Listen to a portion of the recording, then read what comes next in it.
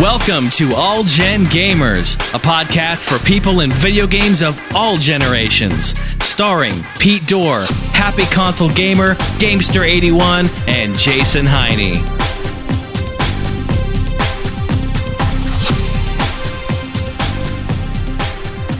Alright, hey guys, and welcome back to another episode of All Gen Gamers. This is episode 59, and tonight I am joined with my usual co-host, Johnny Millennium, the Happy Console Gamer. It is awesome to be here.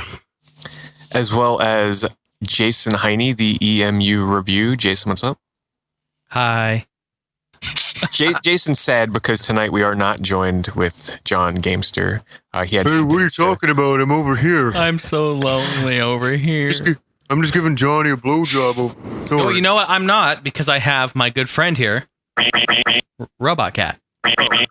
Well, that makes things better. Much better. No, John just had some things to take care of tonight, but we are joined by the perfect guest for tonight for our topics at hand, and that is Greg, RPGSwagman from the RPG Gibberish podcast.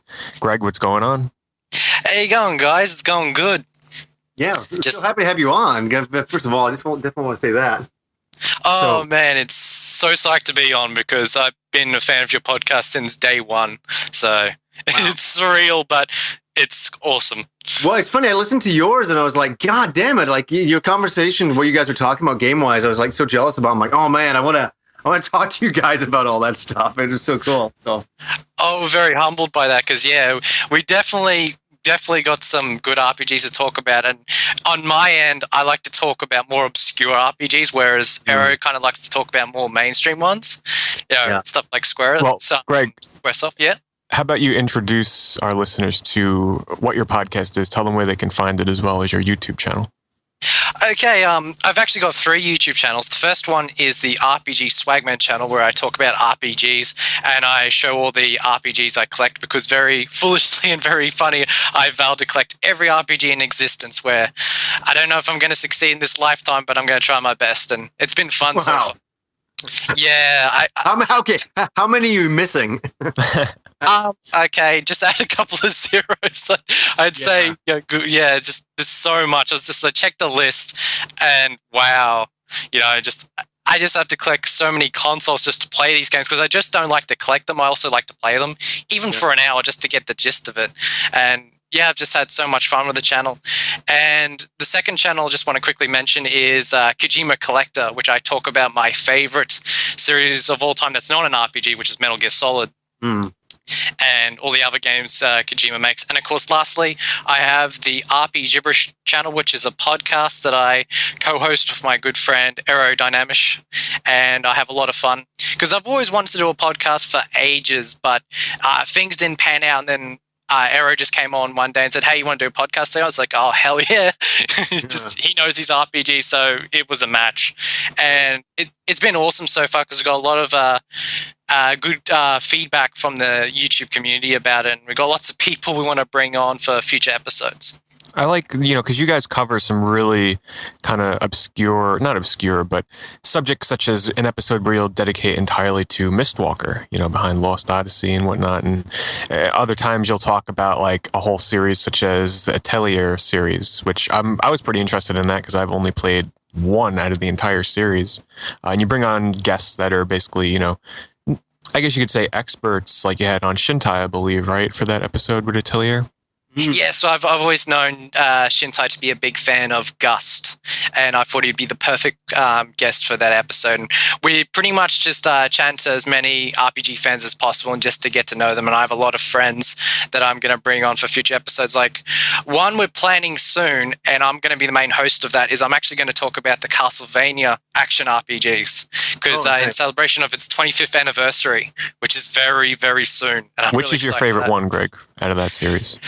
Oh, shit. You've opened a Pandora's box. Oh, yeah. It's a freeway. It's, I could say Symphony of the Night, but I also like Dawn of Sorrow. And as for the 3D ones, I actually like Curse of Darkness. That is this insanely cool game. I love it. Right. Hey, here's a question. This is a huge one for you because You're like me. Like I think my favorite games are RPGs. I can really say that. But I like a lot of games, but I think RPGs are definitely up there for me.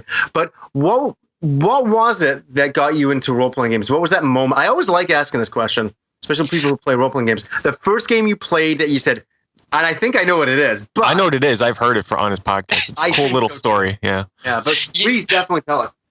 Well, Johnny can relate to this, but back when I was really young, my family got a Sega Master System, and I absolutely loved that little thing.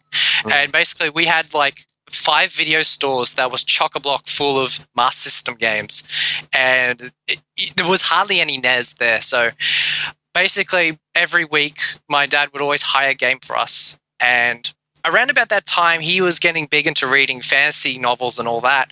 So he basically one day picked up a game called Ultima 4, and he popped it in, and he didn't get off it. He just fell in love, and he said, "Okay, kids, see this little tag that says Adventure Roleplay? I want you to go after any game that has that tag."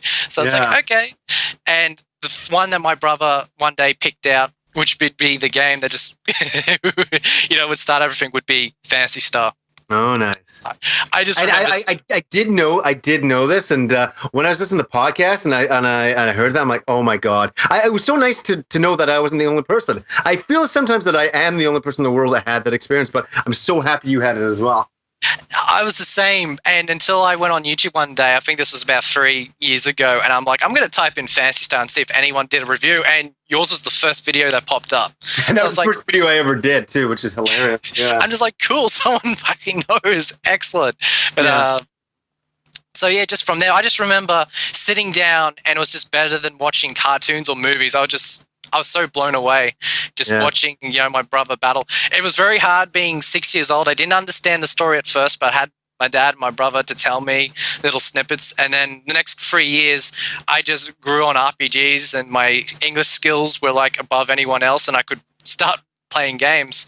But yeah, it began with Phantasy Star. Yeah, isn't that funny? It all began from that. It's funny that you were 6. I think I was about 13, 14 when that game came out. Yeah. Yeah, I actually remember. I think I played it when I was about 14, 13. Mm-hmm. And again, just to understand it better. And what was really cool, I think, was Phantasy Star 4. I was about 10, and I could understand, I think, about 80% of the games. But I went back and played that, and there was a lot of great moments in that game. Especially a few perverted moments. I think was excellent. Really? I can't remember any perverted moments. You're saying?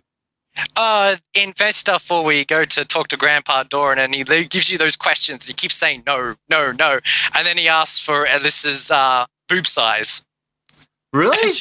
And then she goes and smacks the shit out of him. That's weird. I don't remember anything like that in Phantasy Star 4. I must guess it has been since I played Phantasy Star 4, like a playthrough of it, probably around 9. Oh, shit.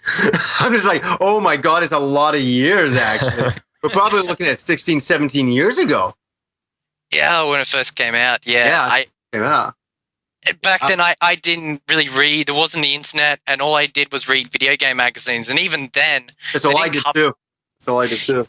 Yeah, and they didn't even cover most of them. So I walked in my video store one day. It's like, is there any new Mega Drive games? And for all your listeners know, that's what the Genesis is, where I'm from. Okay, I gotta keep on going. Before we go, what other Master System RPGs did you guys play? Because you said your dad was sending you out to get them all. Grovelius. Oh, Grovelius. That's a fucking excellent game. It is. It's a weird game because it's just a mishmash of different playstyles. I love that game. One of the hardest games on the system is Bloody Miracle Warriors. Oh, I finished that game.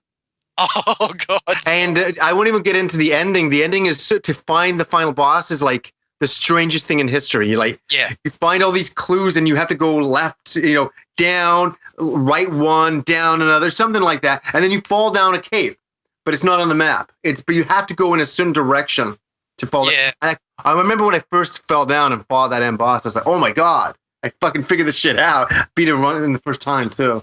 It's pretty cool. Yeah, it was crazy. Yeah, exactly the same. That's a hard game. It's a hard game. Oh, fuck, yeah. The other RPGs, very quickly, there was Dragon Crystal, which is the first roguelike game I played. There's Lord of the Sword, Mm-hmm. And there was one RPG that I didn't beat, and I don't think it really was one, and that was Spellcaster. Now that I remember me. that. I think it was trying to row the boat, and we just like, what the fuck? You can't do anymore. But the other biggest game, and a lot of people knows this story, and it's the last RPG I played on the system. And years, I would say decades later, who had become one of the biggest fans of the series, and that was East, the Vanished Omens. Yeah, for sure. Yeah, I didn't know at that time that about 20 years later that would become one of my big series that I collect for, because I love it so much. It was weird for me because I think it was the summer of '87. One of my friends went down to the States, and he came back with a Master System and all of the RPGs for the system at the time, all the big ones. So he came back with Phantasy Star, Miracle Warriors, I think King's Quest, and Ease, and I think what was another game? I can't remember. What the hell was that? I think that was about it. And we played those all summer at his place. Like all the nerdy kids in the neighborhood were over at this guy's place playing these games, and that was like one of the best summers I ever had for video gaming. It was like incredible. Well, for RPG gaming, and that really was the beginning of RPGs on consoles. Yeah, big turnaround, huge turnaround. Very exciting. Absolutely. Yeah. There's actually one game I haven't mentioned yet, and I think it's probably one of my other favorite games. Is Wonder Boy 3: The Dragon's Trap. Yeah. Love that. Doesn't have. Yeah, it doesn't have the RPG logo, but it was one of the first action RPGs I played. At a very, I don't like using the term the Castlevania term, yeah. Yeah, the Metroidvania term. Metroidvania, yeah. Metroidvania. I love saying that. People hate it when I say that. They get so mad. Like, I forget what it was. We were talking on the podcast or something, and one of us said Metroidvania, and like, there's people that get infuriated over that word. Yeah, I don't know. It doesn't bother me too much. It doesn't bother me too much. It gets the point across, you know? What are you supposed to say? Like, represent all that now, though. Yeah. Yeah. It's a strange term, but it's kind of like the term schmops. You're just abbreviating things is all. Yeah, that's kind of. Well, you say Metroidvania, and you immediately know what kind of game it is. I mean, what else would you call it? Like, I don't know. Like, I can't even. What would you call it? You know, I used to call them side view action RPGs. Yeah, that's kind of all you can really call them, I guess. I guess so, yeah. Yeah. Metroidvania. It's easier. I'm such a fanboy. Being able to talk to somebody about the Master System RPGs, I never get that in my life. Ever.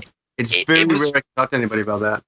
It was weird going on there because most people played the NES, and the NES wasn't big in Australia, well, at least where I was, and there wasn't any RPGs for the system. I mean, just to give people an idea how it was in Australia, we didn't get Final Fantasy until Final Fantasy VII. And we didn't get Dragon Quest until Dragon Quest 8 on the PS2. Oh, God. What the hell? And Phantasy Star was the only game, the only traditional Japanese RPG that was there from the get-go. But that's kind of like Brazil. In Brazil, the Master System was freaking huge. Yeah. Like, it was massive. Like, Phantasy Star is a revered game down there. Some other places, not so much. You know, but it's funny how the Master System got into certain countries really well. Like, that's awesome. Like, I guess Australia, for sure. Well, one of the things I remembered that got people playing it is Sega paid... they actually got an ad in VHS tapes, and of course a lot of Australians like to watch movies, and there's a lot of video stores popping up. So everyone that watched the movie had this insane Master System ad with big booming voice and the Afterburner soundtrack in the background. You know, play the Sega Master System, and just showed all the games. And I remember watching it, going, "Can I play that?" when I was a little kid. Nice. I think my brother did too. It's just like, we want that. That's so weird. We're sitting talking, and I quickly looked on Facebook. Some guy's profile picture's Phantasy Star. Wow, It's meant to pretty be. awesome. Like, this is a crazy night. Meanwhile, Jason's sitting there going, "God damn it!" Don't worry. We were talking about this beforehand. That I remember during the Killer Instinct episode, I was like, "Jason, it's all you," for sure. So I'll just be here beating my meat. No big deal. yeah, Well, just to let you know, I'm also a big fan of Killer Instinct, Jason, so nice. I know what it is. Beautiful.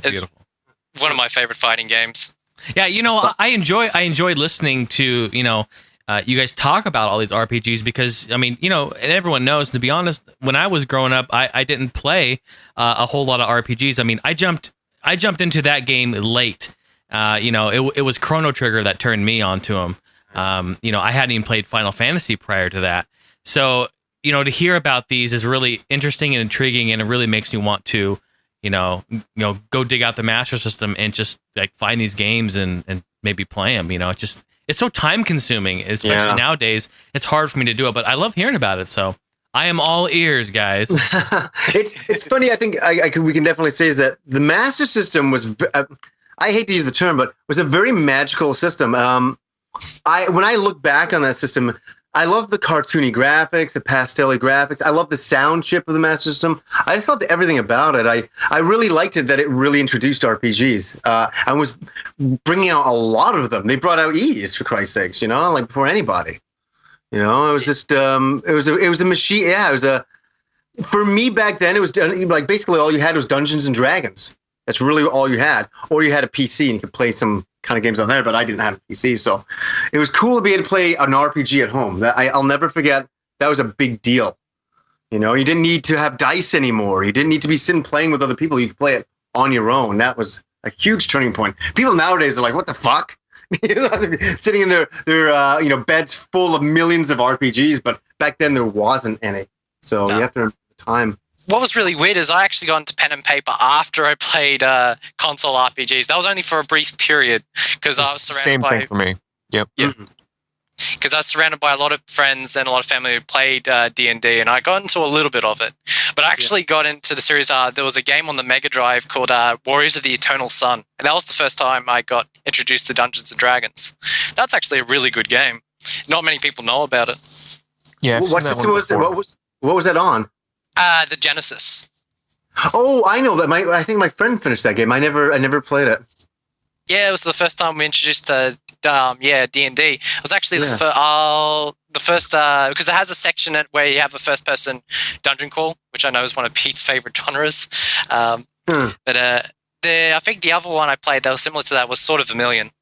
That was a great game, eh? It was, but one thing I make fun of is when you go into a battle of the enemies, the main character doesn't look like he gives a shit when he's waving his sword around. It's like, up and down, I hope it runs into it. That was Yu Suzuki's first RPG, isn't that interesting? Yeah, it was. Yeah. I was surprised because I wasn't sure that he made it, and then you said that. I was like, really? Holy shit. Yeah. And I'm with you. It never came together perfectly, but at the time of the Genesis, that was a huge game. Yeah. If you like Phantasy Star, it was like, Vermilion was huge, yeah. I remember pulling out the manual and it's like, holy shit, because it was a guidebook as well in the manual. I just remember always seeing the advertisements for the game at the time and seeing the huge dragon and the side, because it went side view at that point. And I was like, oh my God, like, it was kind of cool to have I don't know, like the arcade experience home, but in an RPG. Yeah. I guess that's the only way I can describe how that was at the time. Vermilion was a very exciting game. Loved it. Yeah, it was. I was glad I beat it once. But it actually, a lot of people say it hasn't aged well. Well, it depends on what mood you are. But I thought it was a great game for its time as well. Now, Greg, you were the one that played Crusader of Senti, right? Yes, it's called Soliel over here.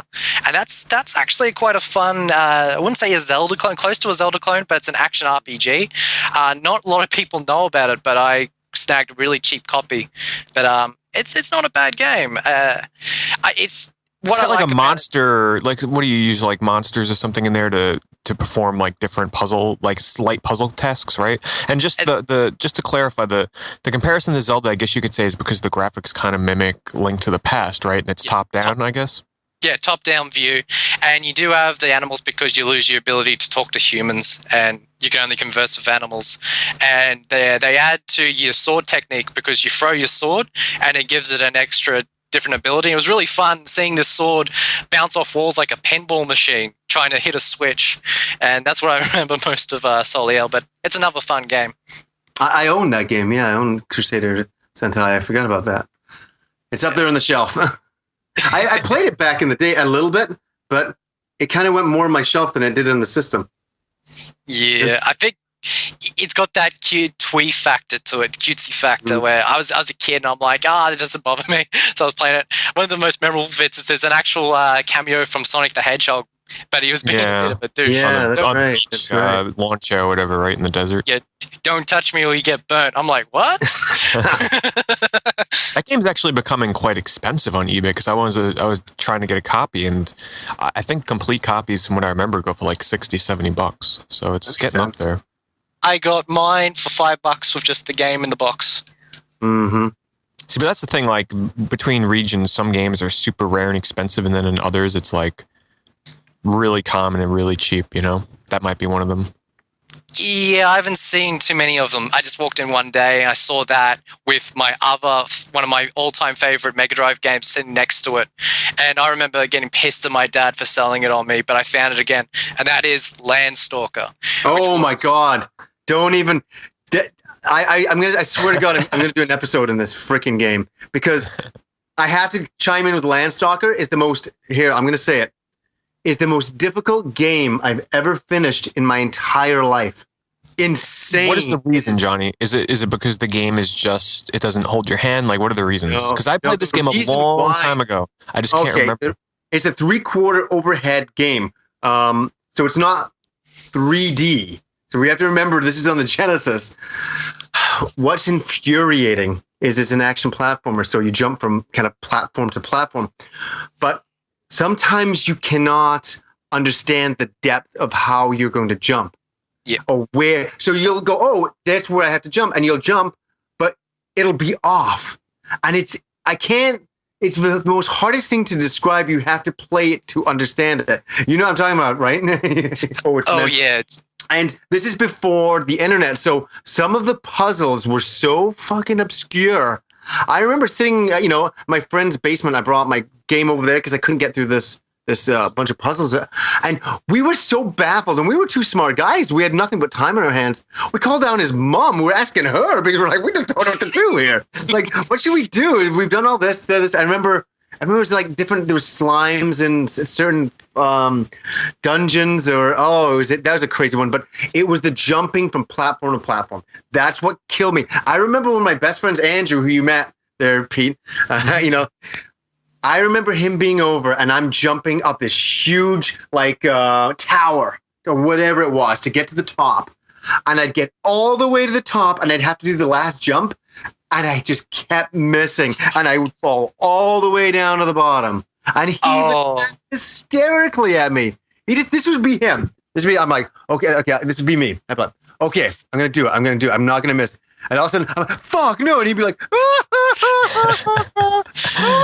he would just laugh. And I mean, I think there was another reason why the game drove me nuts. He was always laughing, because I'm doing my very best, and I was good at this shit. But that game. When I defeated King Noel at the end, that was the greatest accomplishment in a video game ever, and I recommend anybody go and finish Landstalker. There was no time saves or any of that stuff. You just went through it and you did it in one shot. That was fucking hard. Sorry, man. I had to get in a rant. Landstalker brings back a lot of bad memories for me. It took me months. Yeah. My brother and I, he got very upset quickly because he couldn't figure out half the puzzles well. And just like I said, there's just these jumps where you'll lose it. And that jump is legendary at Mer's Tower where you fall down. It's like, no! God damn it. But King Noel's lair at the end, that's the hardest part. There's just puzzles that you need to think outside the box to even do. It's just, it's crazy. But I love it so much. Oh, I do.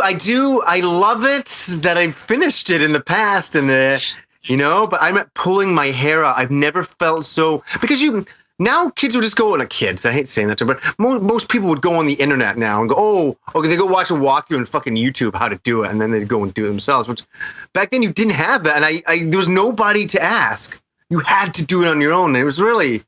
Video games were fun and fucking frustrating back then. That's something that we never talked about. They were fun, but there's a lot of frustration going on. Like, oh, Jesus. It's funny, we've already talked about two. One for me was Miracle Warriors, finding my way to the final boss, and then defeating Landstalker. Two games that really, threw me under the bus, per se. That was nuts. Oh, yeah.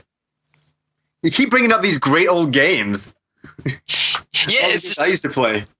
Oh, it's just awesome because like I said, I've become a fan of your channel mainly because you do play the games I played as a kid. That's totally it. Yeah. I was blown away because I knew you liked Phantasy Star, but I remember one day checking my sub box and it comes up Wonder Boy Monster World review. Yeah. I'm like, holy shit, someone else that likes that series.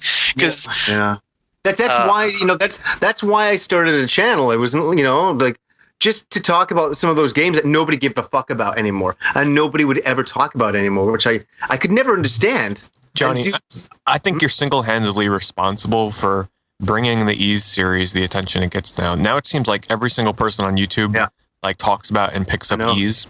And I think it's because of you. I mean, that's the video that I first discovered from you. And, it's basically spawned off into, I think Xseed owes you a little something extra, I believe that too. I reckon it's not just Johnny's the main, and then you got Splattered Trigger, Murugaru, and ourselves. We're crazy about Ys, and I think to be honest with you, I honest to God had a motive for coming on YouTube, and that was to start talking about games like that we love, like Phantasy Star and Ys, because nobody was talking about them, and I didn't want them forgotten about, number one, and I just wanted everybody to know about them. I wanted to make them a more mainstream thing because they should be a mainstream thing. I've always thought that. And there was a time when they kind of were getting that way. And before they got that way, they're kind of like Final Fantasy had surpassed it and moved it out of the way. So I forget this. So yeah, I feel very happy. And I'd like to think that there was a change. And if that's the case, the only people who benefit from that is everybody. We all do. That's a great thing. It's not some egotistical thing. That'd be like, hey, great, we get more Ys games. And the only thing, I'll try to do something where I talk about Phantasy Star. So Sega will bring fucking the PC one, Phantasy Star Online 2 onto the consoles. That's what I want next. That's what I really want. I'm sure it'll come, but that seems like the kind of thing that'll come like a year or two later, when they port it over to the systems, because it looks freaking excellent. They just released a new preview of it. 12-player online battles. I mean, come on. Yeah. Fuck. And the fact you go a ranger and it becomes like a third-person shooter. Oh yeah, that'll drag more appeal to the game. One of my blind wishes that will never ever happen is I want to know where it's set, because there was a rumor it might be set in other universes. I don't think that's true, but I'm like, for God, just throw a bone to old Phantasy Star fans and have something. Something from the Olga system, because I got to remember 4 summed it up and was the end, and it was the end. Yeah. Well, that's a good segue to go into it. Apparently, Ys 4 is coming to the PlayStation Vita as a launch title in Japan, I believe, right? Not as a launch title. It's going to be a couple of months after it's launched, but I was ecstatic when I heard that, because my question to you is this, Ben, is that I finished obviously Ys 4 on the PC Engine in Japanese and in English. Is it a remake? Yes, it's the same game. Sorry, is it kind of like an Oath of Felghana remake? It's a reimagining. Now, the thing with Ys 4 is there's been 3 versions already. None of them were made by Falcom. They're actually licensed out by Falcom to other companies to make a game based on the characters in the world of Ys. And, the first one was Mask of the Sun on the SNES, made by Tonkin House. Then the second one was The Dawn of Ys, made by Hudson Soft, which is my favorite Ys game of all time. That's an awesome one, yeah. And the third one was not so well by fans, was Ys for Mask of the Sun and New Fury on the PS2. What makes this reimagining big is Falcom is making it in-house. So this will be the definitive Ys 4 tale. Nice. Which I'm really looking forward to. And one thing, of course, might turn heads, might not, is it's going to use the E7 engine, but I don't mind. I really like E7.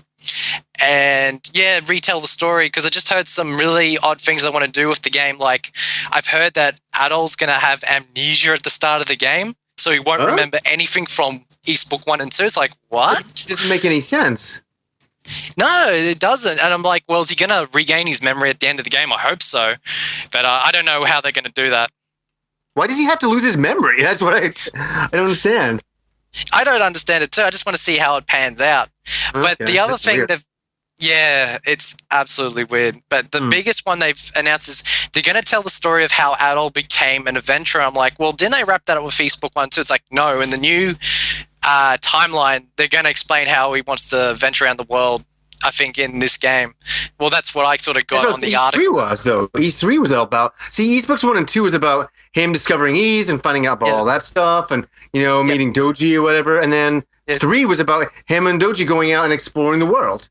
And, going back to, And then the fourth game was about him revisiting a lot of the first, a lot of the things in the first game.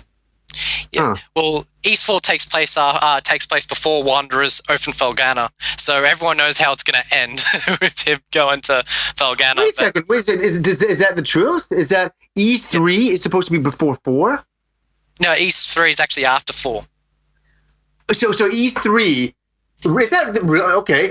Because I played 1 and 2, and then the third game they're adventuring out in the world, and then the fourth game they're friends and they've just kind of come back to Ease. That's what I kind of thought. Yeah, I thought so too. Back to Stereo, sorry. Yeah, exactly. Huh. That's what I thought too, because I didn't play 2 back in the day because we only had 1 on the Master System and we had 3 on the Genesis. Then there was nothing for 12 years until E6. And then it wasn't until a little bit afterwards when I got my Wii, I downloaded Book 1 and 2 and fell in love with the series. I never knew that 3 is supposed to be after 4. Yeah, it's That's weird. Fucked up. Okay, that's so weird. Okay, that's strange. And 5 comes directly after 3 Felghana. And then 5 is not a very good game, but that's another thing. I played that game blind, not knowing what the hell's going on, but since I'm a big East fanatics, like, I got to beat this and find out what's going on. Yeah. And I said, look, as much as we're getting a remake of East 4, they have to remake 5 because it's the weakest link. It is the weakest link. It always was. I remember getting it on the Super Famicom and I was like, I don't like it. It's not Ease. I just didn't like it right away. Well, one of the articles I read, I think, was Hardcore Gaming 101. One of the parts that I think I fell ecstatically in laughter said, it feels like Adol wandered into a generic Super Nintendo RPG. Totally. That's exactly, they've summed it up perfectly. Yeah. The music was generic. Everything was generic. It was generic at best. Yeah. What's funny is actually going to get fan translated, so I'm actually interested to know what was being said in that game because it's not long. It's 7 hours. Yeah. There's a hard version of it as well, wasn't there? Yeah. Which I think is just bizarre to pay another $70 to $80 just for another difficulty. Yeah, that's crazy. Yeah. But I guess the reason to get a Vita, damn it. Sticking away from it, but. Well, the Vita, another good segue, thank you, Johnny, announced to be coming out in Japan December 17th, and it is region-free. I love that. Is Sony, which means that, there's a possibility I might be importing it. The only downfall to importing it is that the 3G won't work, and honestly, one of the features I'm most excited about is the 3G in the Vita, but still, I'll be able to play all that. Now, does anybody have a list of the launch games? I was trying to find it while you guys were talking. It's a huge list, too. I can't remember what it was. I think I had it, but I'm not too sure. Yeah, I don't have a list on me here. I know Uncharted's going to be there. That's definite. I thought I could have sworn that there was like an Ease game or something on there. Yeah, I'm not too sure if it's going to be at launch, but it's definitely 2012. Oh, okay. I thought that list. Yeah, then that list might not be a launch lineup. It was Ease, Foliage, Ocean, in Celceta, was it? Yeah. East Celceta, the Sea of Trees. That's one of the translations. So what is that? Is that that's not East 4 though? No. That's East 4. So okay, that is East 4. I think they're going to take out the 4 like they're doing with Felghana, but it doesn't make sense to call the last game E7. Yeah, that totally makes sense. Well, hey, sorry, I have to chime in. What do you think of the party system? I did not like the party system in number 7. I'll be flat out honest. Same with me. Yeah. One of my favorite RPGs, action RPGs, is Secret of Mana, which uses a free party system, and I absolutely love that game. And I don't know why, but coming into E7, it just reminded me of it. And I was just like playing it, and then I switched to Dogi fighting, and I'm like, hey, this is pretty. I don't know, it just caught on to me. And this was playing. This was playing the Japanese version before it got announced by XD. It's like, oh, this game's never going to come out. And I think within 10 hours of playing that game, it got announced. So it's like, shit, put it down. It's funny. Ease had a big comeback. It's really funny that. It's strange to see. I'm like, what's going on here? We're getting tons of Ease games now. It's pretty amazing. Yeah, I'm Not a bad really thing. happy. Well, one of the biggest East fans actually works at Xseed, so that's one of the good things. That's a good thing. They got a really good team over there, and I remember reading the blogs and the forums, and it's just like when East 4 got announced for the Vita, everyone's like, please talk to the president and convince him. And apparently they're going to Japan next month to talk to Falcom. So hopefully they bring that up. That's a great thing. So, what other games are on the Vita then? Is there anything else we can talk about with just the Vita launch? There was one big thing that because I was at the conference when I announced it, and one of the producers from Square Enix walked up, and they said that they had a 10th anniversary of a Final Fantasy game. I'm like, what is it? And then Tuzanican plays, like, oh shit, they're gonna port Final Fantasy X to the Vita, and then found out it was also going to become on the PS3. So that was really unexpected. Oh, so it's on the reason to play PS3 as well. Yeah. Sorry. Go. What was that, Pete? So it gives me another reason to play 10 because I haven't played it basically since it came out. And I never finished it. It's not a bad game by any means, don't get me wrong. I liked it a lot, but there were just certain aspects that at the time I was a bit bitter about for the series coming from 9 to 10. And this will definitely be a reason for me to go back and try it again. Yeah. Well, now hold on. I got the list here. Awesome. So I'll just go through it and stop me if there's one that seems interesting to you. Blaze Blue Continuum Shift 2 Plus. Browser, whatever, don't matter. Project Noels. Fish on, Dinosaurios Musou Next, Shinobito 2, Power Smash 4, Uncharted Golden Abyss, Hot Shots Golf 6, F1 2011, Dream Club, Disgaea 3, Return, Katamari no Bita, which I'm pretty excited for, Shin Kamicho no Euro, Ultimate Marvel vs. Capcom 3, which was a big reveal. Not a lot of people thought that would be a launch title. And that's confirmed as a launch title. Yushino Kiruku turned your calendar into an RPG game. That's pretty damn awesome. Dark Quest, Lord of the Apocalypse. Granted, I have no idea what most of these games even are. Michael Jackson, The Experience. Nico Doga, Japan's equivalent of YouTube. Sawari Akuru, Ridge Racer, hell yeah. Monster Radar, Atfield, Mina to Isho, Fred Network, Army Corps of Hell. So I think that's the official, those are the official launch games. But there was another list of like games coming out in the launch window.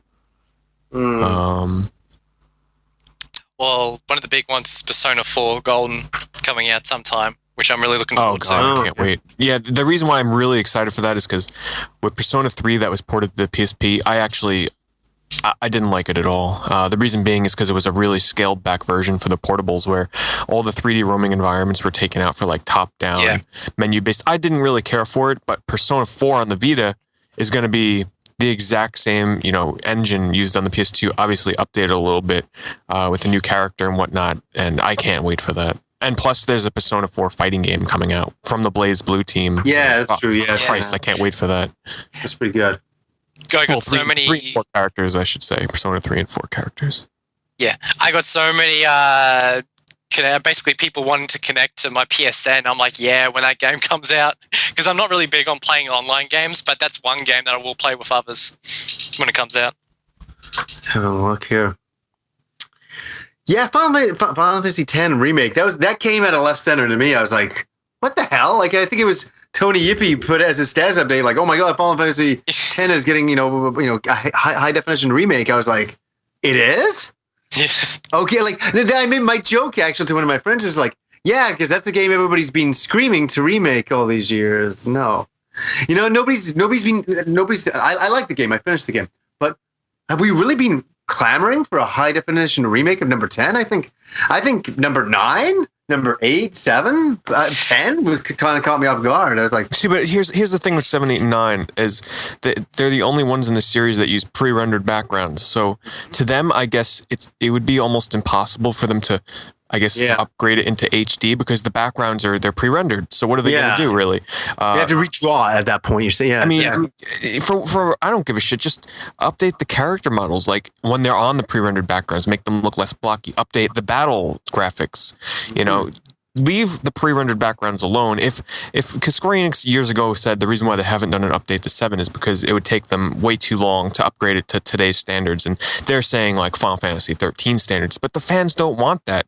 Just give us some kind of update or just slight remake. Well, no, we're we'd not be happy. expecting 13.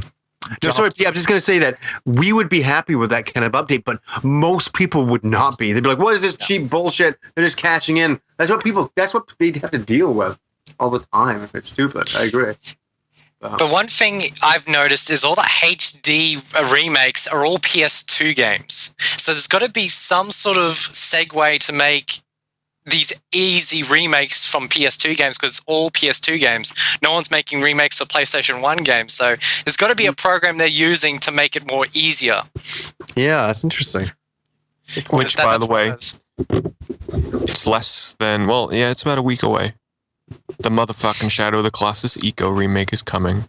Who would have ever thought this day was coming? Christ, I can't wait. Now, here's what I'm most excited for, because today I just read in my Game Informer. I totally forgot about this. But the version of Eco that's inside is actually the European version, which has some slight alterations to the US version, including once you complete the game once, Yorda, for people that aren't familiar, but you're familiar with the characters, the white kind of girl that you bring around with you throughout the whole game. The first playthrough, she speaks in another language and you never know what she says in the subtitles. But the second playthrough in the European version, they translate the subtitles, as well as it opens up 2-player co-op. So 2 people can control each character. And supposedly, they altered some of the puzzles in the European version slightly, so I'm curious to see how that will play out. But it's been a really long time since I played the game, because I've been holding out for this remake. And of course, Shadow of the Colossus in HD will be amazing. It's going to be awesome. Yeah, I can't wait. That's going to be nice stuff. I like these HD remakes. I say bring them on. I don't give it crap. Want to remake Dragon Quest 8 in 3D? I mean 3D in HD? I'll buy it. I'll buy anything. I'll fucking be in line up for that shit. Anything that I like, they can remake, and I'll rebuy it for $40. I don't care. What's coming up next? Probably the Katamari 1 and 2 on PlayStation 2 in HD. I wouldn't doubt it. Two of my biggest games are going to have a collection soon, which is Metal Gear Solid 2 and 3. Hey, those are 2 of my favorite games too. I love those games. Oh, I can't wait for Zone of the Enders, because it's funny when they announced that collection. I was like just getting ready to start a new playthrough of the first game because it had been so long since I played it. In a way, I was kind of excited and sad because on one hand I was like really itching to go play that game again, and then now I got to force myself to wait for the HD remake. I've never played the second one though, but I heard it's even better than the first. So looking forward to that. What's really funny is at TGS, apparently they had to close off the Kojima section because there was too many people.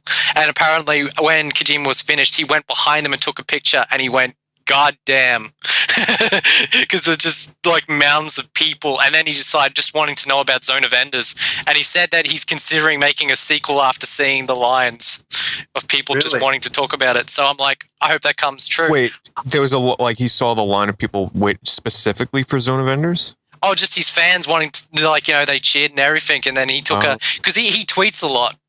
And he's got a Twitter account. He likes to take a lot of pictures, and he took a picture of the people just gathering around his booth. So he's like, I'm going to go talk to Konami about making another Zone of Enders game. But I actually haven't played any Zone of Enders games, so I'm looking forward to the HD collection to get into them. Yeah. Jason. Yes, sir. If you had to pick a game or series on PS2 that you'd like to see remade in HD, what would it be? Oh, my goodness. That's a big question. Come back to me. I'm going to have to think about that. Okay. How about Smuggler's Run? Oh, God. Look at you, Pete. You already had that in your mind. Yeah. I would. Could you imagine that game? Because even a launch title at the time, I'm sure a lot of people remember Smuggler's Run, but I remember being blown away by the graphics of that game because the draw distance was like anything I had seen before. We'd never seen it before. We'd never seen draw distance like that. And we had never really seen, an open world where you could just go and explore. Granted, it wasn't. That's what I did. Half the time I was saying fuck the missions. I was just driving around and... I agree. I was going into little towns and trying to... Yeah, I watched your video, Jason, where you were like just trying to drive up on like buildings and shit. Dude, I'm like, I would try to glitch my truck and... Oh, God, yeah. That's all it would do, It was great. Just great. Yeah, I would love a Smuggler's Run in today's, today's standards. I think it'd be...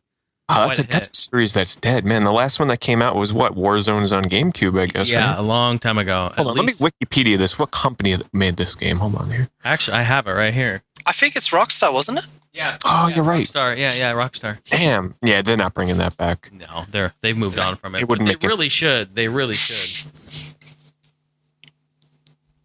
I'd sign a petition for that shit. But speaking of other Tokyo Game Show news, something else that I'm super excited for is Project Draco, which those of you might remember a while ago when Kinect was first announced, it was said that Sega wanted to work on a new version of Panzer Dragoon for the Kinect, and they've unveiled it. And despite it still being under sort of like a code name, I have no doubts that they're probably going to name this Panzer Dragoon something, because the screenshots they've shown look amazing. Supposedly it plays like Child of Eden, only with a lot more user control.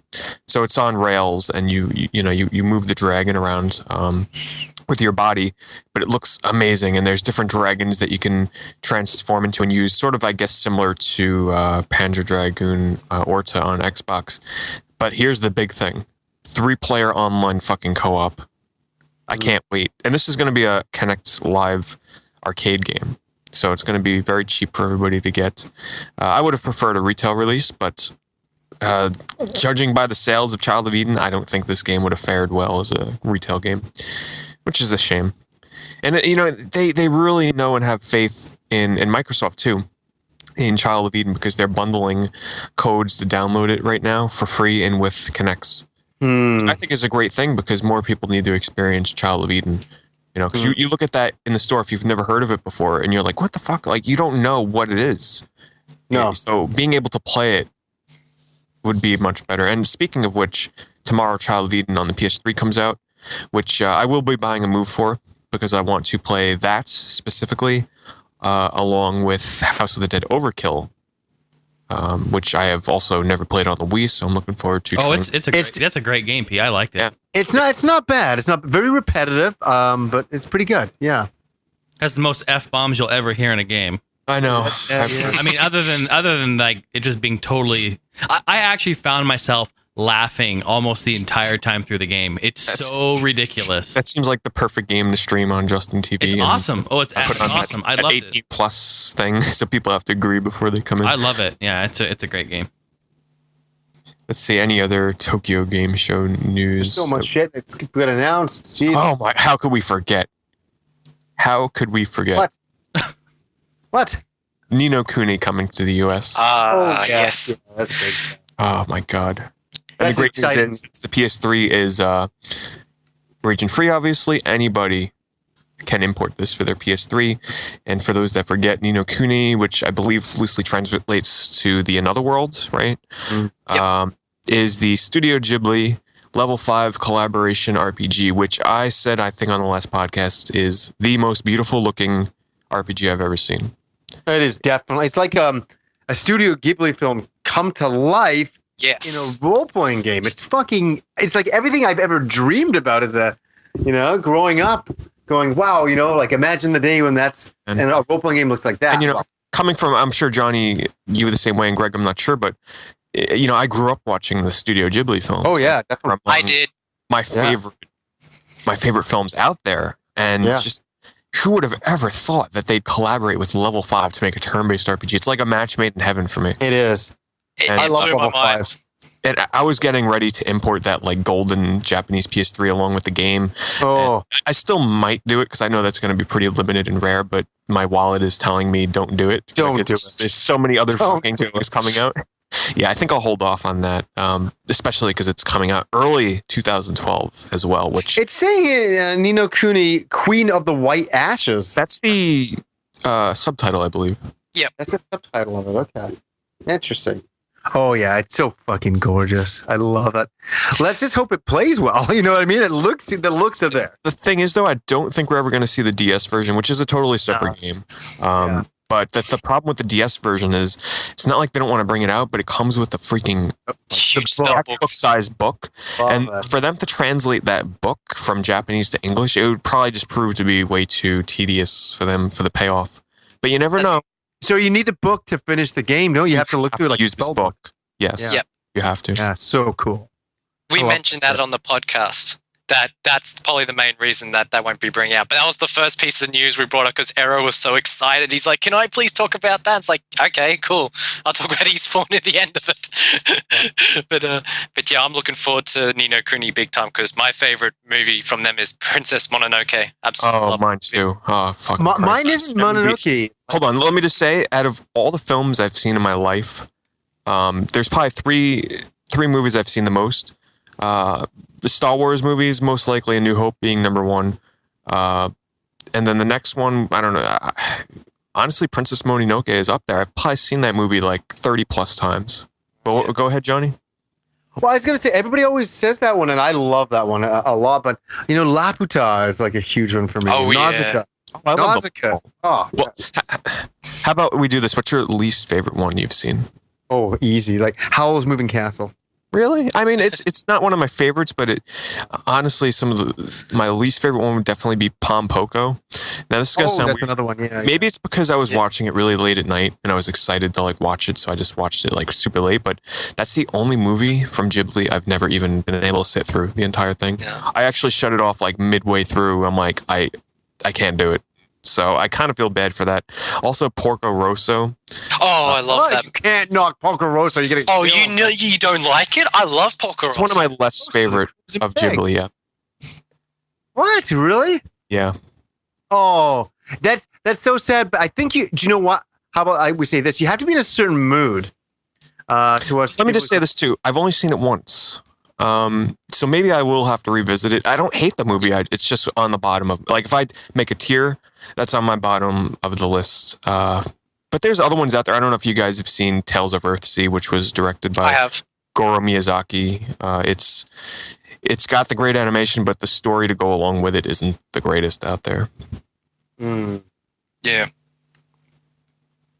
fuck yeah, interesting. There's only one Ghibli film I haven't seen, and that's only because it was never brought over to my region, and that's only yesterday. But I recently just bought, I've seen that. I watched that. I've bought a bootleg copy on eBay. That's how I watched it. Able to watch it yet. Let me just say though, hold on. One movie I'd highly recommend to people that are fans of Studio Ghibli is 5 centimeters per second, and it's a very artsy anime film, but it's kind of, it reminds me of the Studio Ghibli type of film. It's just a little bit less story. It's very artsy, and there's a reason why that movie used to go for over $100 on eBay for the DVD before it got reprinted recently. Oh, really? So definitely check that out, as well as Voices of a Distant Star. I know that one. Every time you guys say Ghibli, I keep thinking Thanksgiving turkey. I don't know why. The hell. Which, by the way, Ghibli is the correct way to say it. I know as a kid I always used to say, like, I can't even remember the old way I used to say it because I've just taught myself to say Ghibli, but that is the correct way of pronouncing Studio Ghibli. Yeah. Yep. So, Greg, what's your favorite? What's your least favorite film? Of Ghibli. Pom Poko, but yeah, I never really got into the Cat Returns at all. Yeah, I'm with you on that too. That's down there for me. Yeah. But yeah, it's just really good that, Pete's comparing that up with Star Wars and all that. But one thing I kind of wanted to suppress saying is, like Pete, I'm also a big Lord of the Rings fan. Big time, so I could understand why he went and saw those movies at the cinema. Don't tell Jason that. No. Which, by the way, speaking of Lord of the Rings, Star Wars on Blu-ray. Oh, yeah. So I watched A New Hope. Johnny, did you pick it up? Yeah, of course I did. Did you watch any of them yet? Yes, I have. Did you watch all of them? I watched episode 1 halfway. Wait, so you're starting from the beginning? Nope, Like episode I'm 1, 2, 3? very schizophrenic with things. I'm watching, all the making of things, and I'm like, okay, I want to put in this to see what that looks like. I'm saving Empire. I'm saving Return. I watched Revenge of the Sith last night. Gorgeous looking Revenge of the Sith. Can't stand the movie, but fucking God, does it look good. Yeah, I watched A New Hope so far, and, I always used to say New Hope was my favorite. But, I'm looking forward to watching Empire Strikes Back because I think that might take it. I've just always had that nostalgia factor of watching it because the first time I ever saw Star Wars was in '97 when they released it in the theaters.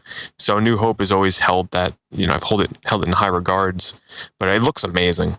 They look amazing. So if anybody had their doubts, go pick this up. I something I really recommend to you, Pete. I was saying this to a friend of mine at work today. Is that and for everybody else out there, when you're looking at the special features, there's a lot. Some of the making of things are actually from like 1979, but there's one fantastic must-watch documentary on there that took me by surprise, and it's called Star Killers. And I looked at it at first and I thought, oh, what is this? It's the making of Star Wars or the original title or something I didn't know about. But it has nothing to do with any of that. It's to do with basically the 501 troopers, if anybody's heard of these guys. In every country all over the world, people get dressed up as stormtroopers. Here we go. But, it's a huge hobby for some people. And they take it very, very seriously, and their gear and their suits look amazing. But basically, I guess Lucasfilm wanted to be in the, oh God, Jason, help me out with this one. I'm not American. The Rose Parade, Rose Parade, Rose Festival. The Rose Parade Festival for football, I'm guessing, right? Is it for football, or is it just a Rose Parade for an elephant? Well, are you? I don't know. A big place. There's a big parade in the United States that is huge. It's like the biggest thing. Oh. So, anyways, I think it's for the Rose Day Parade or something like that. And it's and basically Lucasfilm wants to show, have a big showing for Star Wars. I have their all the troopers there and all their parade. Fucking what do you call it, the floats and all that kind of crap. Yeah, the don't they have that in New York, Pete? I don't know. Yeah, I just Day Parade, Nothing I don't know, something like that. So yeah, I'm guessing. I kind of was. I knew this was a big event in the States, but I didn't particularly know what it was. But what it follows is it's a documentary following Lucasfilm picking different battalions of these clone troopers all over the world, from Germany, from Japan, and it's the stories of them flying to the United States, getting ready to march in stormtrooper gear in this big parade. And you'd think, you're like, well, really? Is that going to be any good? I couldn't believe how fucking good it was. It was so good that I actually want to watch it again this week. It's like 40 minutes long. And it's the best documentary I've watched in the last 2 years. I loved it. Oh, it was so good. So highly recommend that. Star Killers. Watch that on the Blu-rays. Wow, Everything awesome. else. Which is it on, like one of the bonus discs? Yeah, it's on one of the bonus ones. I think it's the first or second one. I think it's on the making of with all the Star Wars making ofs. The making of Star Wars. It's on that one, I think.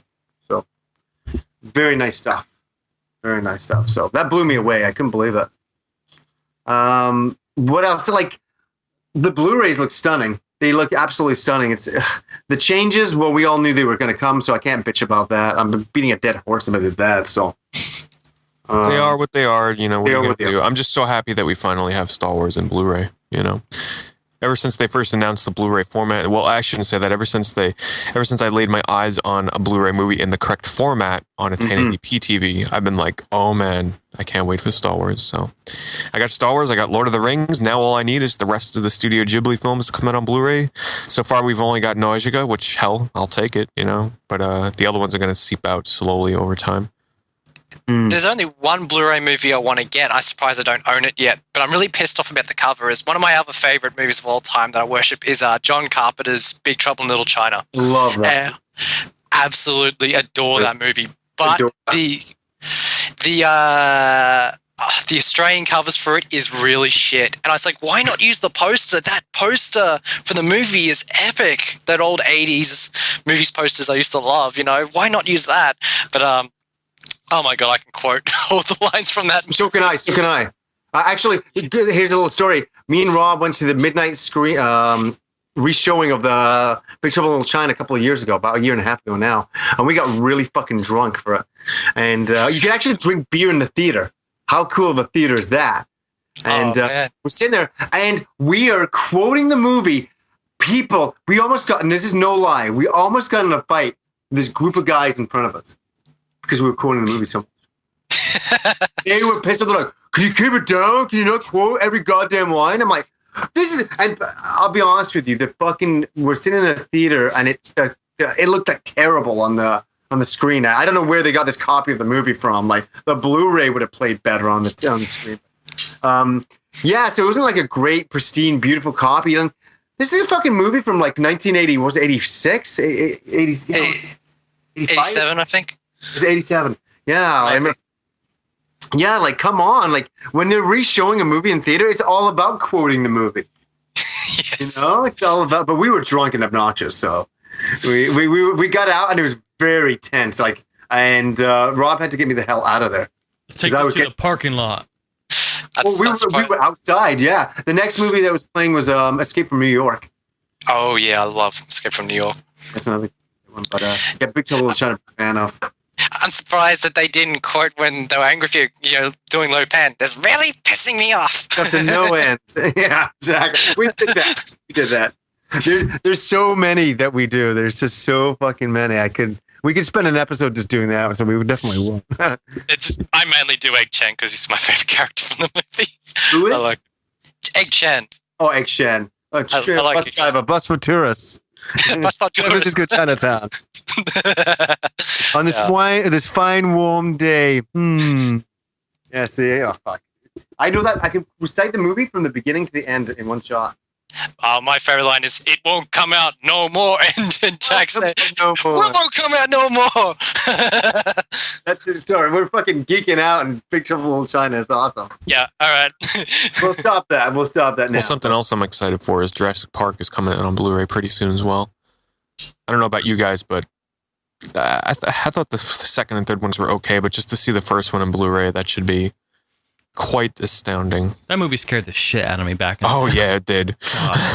The T-Rex scene, I mean, come on, who the fuck was not scared when they were watching that shit? When it was raining out, but still, I think that is one of the most well-directed scenes in any movie I've watched. You guys know the part with the T-Rex and the truck is flipped over on the bridge and it's raining and it's muddy. Like, that scene there is amazing. It is, yeah. Oh, and the Velocifucking-Raptors in the kitchen. Yeah. Holy shit. you guys, I'll get some heat for this and I don't care. I didn't like Jurassic Park. I know. I'm going to drop him on the call. See you later. Yeah, Mr. I haven't watched Lord of the Rings, but I'm... Yeah, right, yeah. I should just shut my mouth. I just, you know what it was? Okay, here's what happened is that movie, when it came out, there was so much hype about it. It was so revered and all that. And I didn't see it in movie theaters. So, okay. I think that was a big factor, though. It's a big factor. I saw on VHS, and I was having a couple of beers, and I was having a pack of cigarettes that night when I smoked, and I was like, yeah. Johnny, you should give it another try on Blu-ray, I'm telling you. You know what? I actually might. Here's another fun fact. Harrison Ford was supposed to play the main character in that movie. Wow. Yeah. Wow. Wouldn't that have been a different movie with him? Yeah. That would have been very different. Wow. I think he would have fit the role pretty well, though. Yeah, I think so, too. I think it would have been good. But it would have been a different Jurassic Park. I think the guy they had was meant to be, you know? Like, I couldn't imagine it without him now. Yeah, actually. He did really good. Hey, not to change the subject or anything, but I just want to talk about your copy of Star Wars on Blu-ray. I have a question about your guys' playback on that. You guys are watching on Blu-ray, obviously. Mm-hmm. And I know the capabilities of Blu-ray, but I'm curious, what are you guys watching it on? What's your TV? My PS3. Oh, my TV. Samsung 46-inch.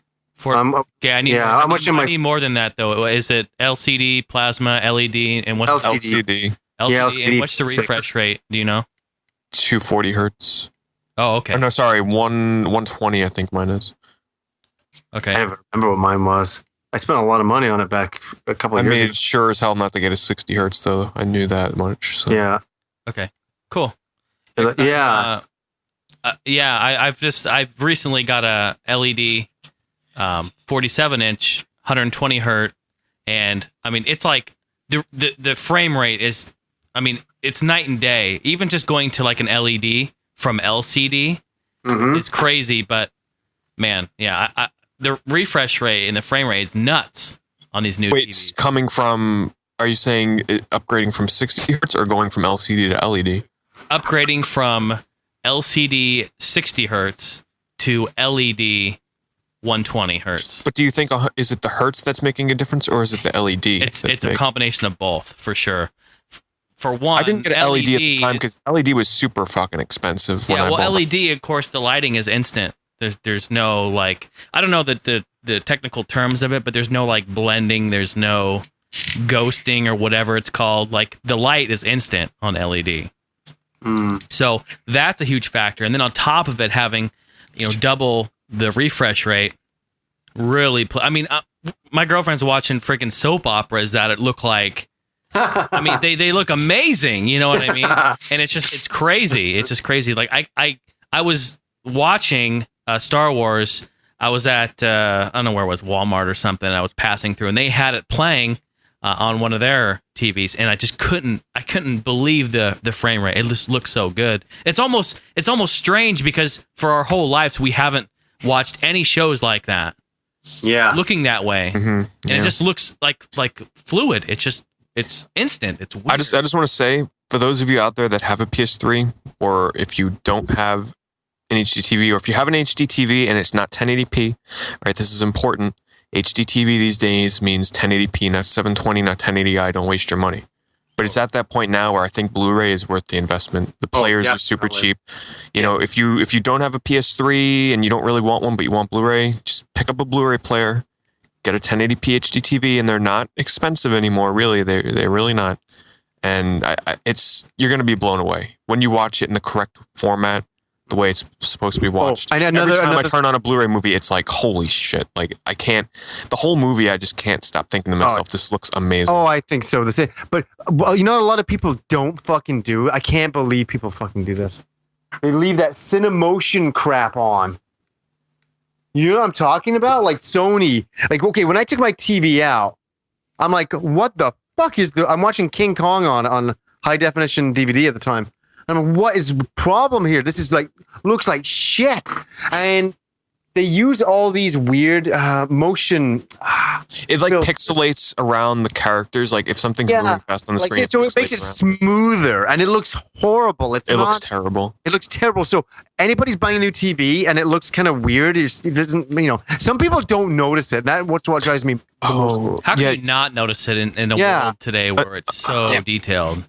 Another tip is make sure that if you have a TV that has game mode, make sure you turn it off. Wait, hold on. Make sure when you're done watching a Blu-ray, you turn game mode back on, because if you leave game mode off, like you're supposed to have it when you're watching a movie, and you go to play a game, your games will be very pixelated around any moving objects to make them look like they're moving smooth. So just a little tip, if if you watch a Blu-ray and it doesn't seem like it's moving really smooth, make sure you turn game mode off. I don't know. I just can't believe how different it is. I'm not meaning to change the subject by any means, but in 2008, I bought a 47-inch Toshiba LCD for like $1,600, and we just recently bought this 47-inch LG LED 120 hertz. You know what I mean? And they gave us a free Xbox with it. Nice. And we paid under $1,000 for it. That's amazing. Isn't that just? Jesus Christ! I'm gonna put something on my fucking wall for my computers now.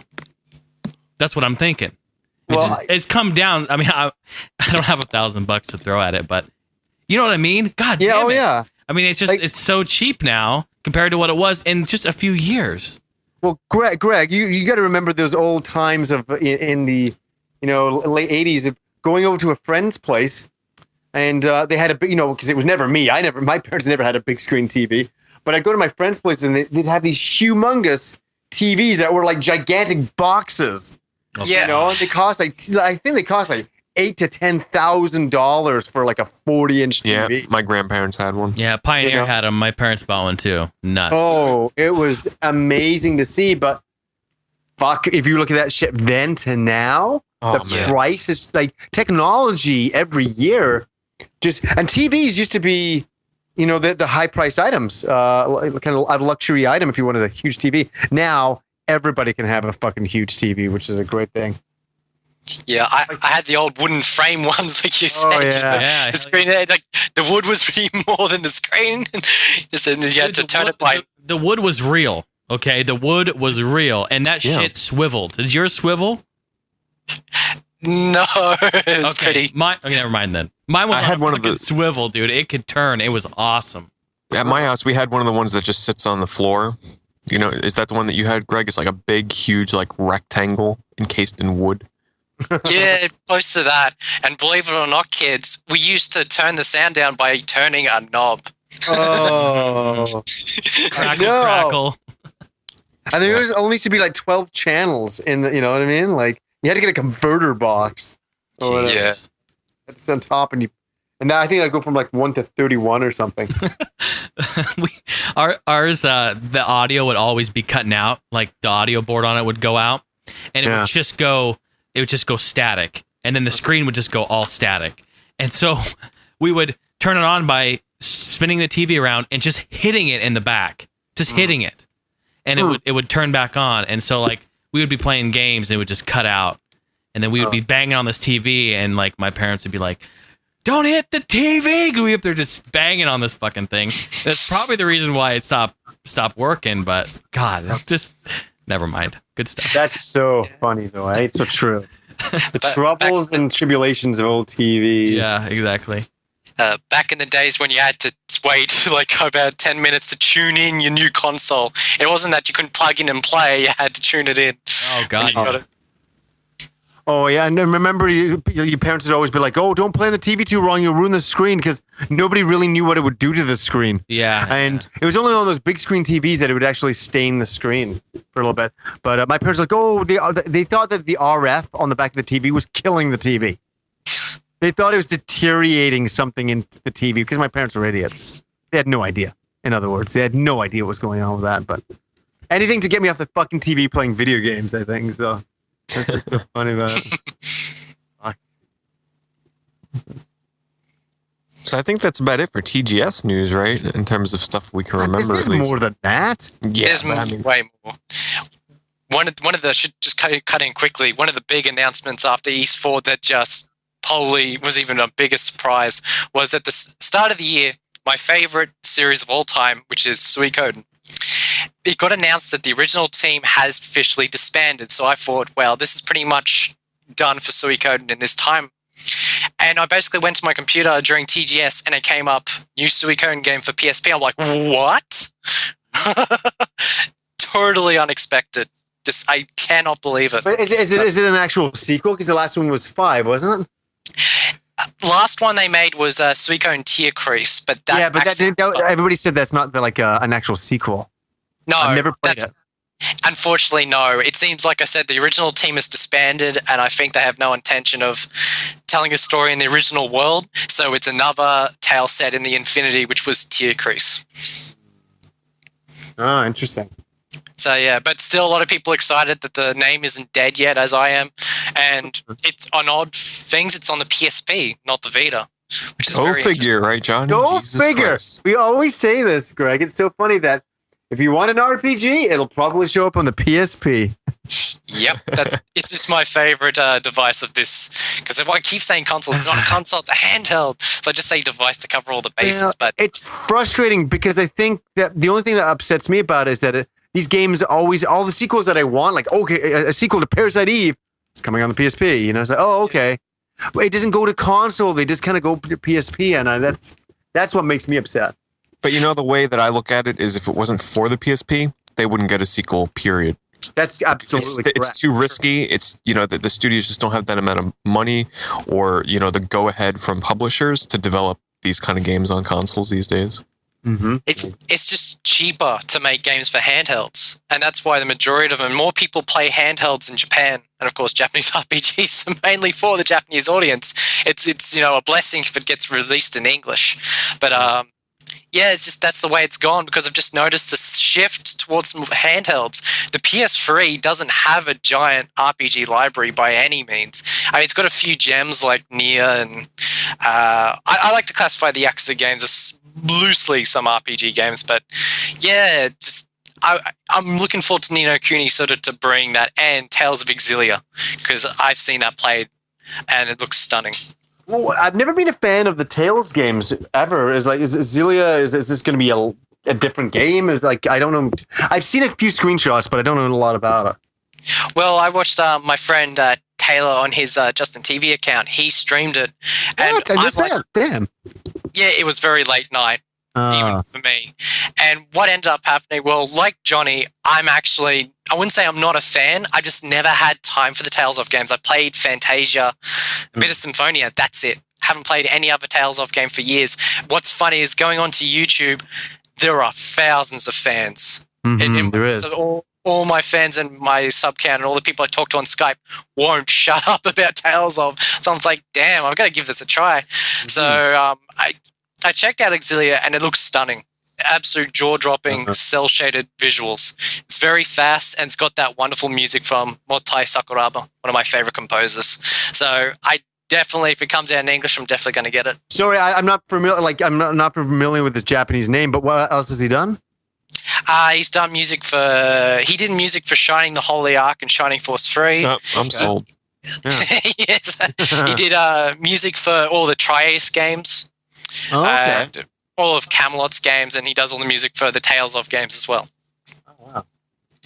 Very cool. If he did the music for Tales of Vesperia, because that's actually the only, besides Tales of Fantasia on the Game Boy Advance, that's the only Tales game I've played. And I have to say, as an entry-level game to the series, I loved Tales of Vesperia. You know, first of all, the soundtrack was amazing, but as an overall game, it has some of my favorite character progression. I guess you could say character development in any RPG I've played, mostly due in part to the signature aspect of Tales games where the characters constantly have like conversations among themselves. I'm assuming this happens in a lot of the other Tales games, but like it constantly happens in Vesperia, and I loved it because it was pretty funny most of the time. So having I just wish you could switch it to Japanese. That's with subtitles. I'm not really that fussy when it comes to voice acting in RPGs, unless it's horrendous. I didn't mind the voice acting in Vesperia.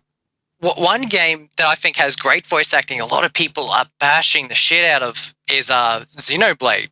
And I've been playing that lately. I think it's great. Oh, God, please. Yeah, I know. We haven't been playing it. We're very jealous. Yeah.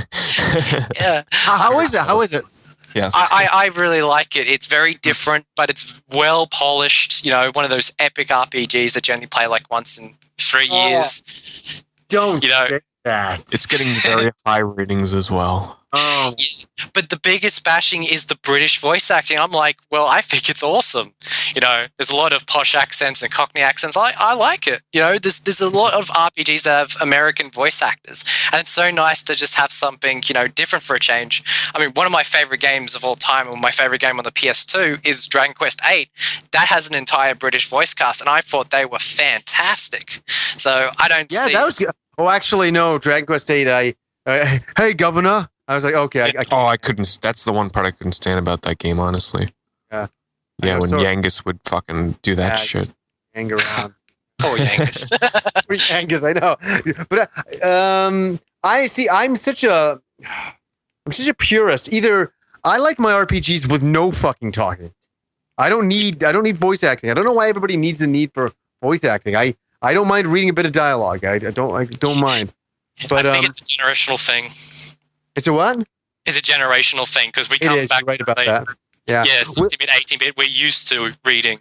Well, here's another thing. I think I've talked about this before. Is that I like my main character not fucking talking. I don't want my main character to talk because it is a role playing game. You're supposed to be. No, I'm not being silly here, but you're supposed to be playing this role of this character. I don't want him going, "Hey, what are you guys doing today?" I feel like an idiot. I don't want a character that does that. I like Adol. I like that. I like Adol doesn't say anything. When Adol starts talking, that's when I had a problem. You know? Yeah, he's the definitive silent protagonist, even though he does have games where he does talk, and those are the ones where the fans bitched about. Yeah, he shouldn't talk. But yeah, I don't need, or like, I can't stand American voice acting in RPGs. There's been some good ones.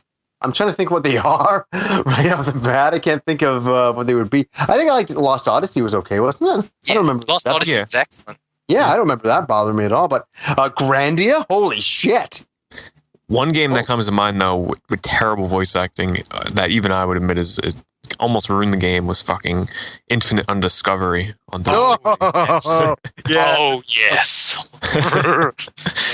But one quickly that I think a lot of people bash, I think is legendary, is the original copy of Symphony of the Night. I think that has legendary voice acting. That is the best. That is fucking funny stuff.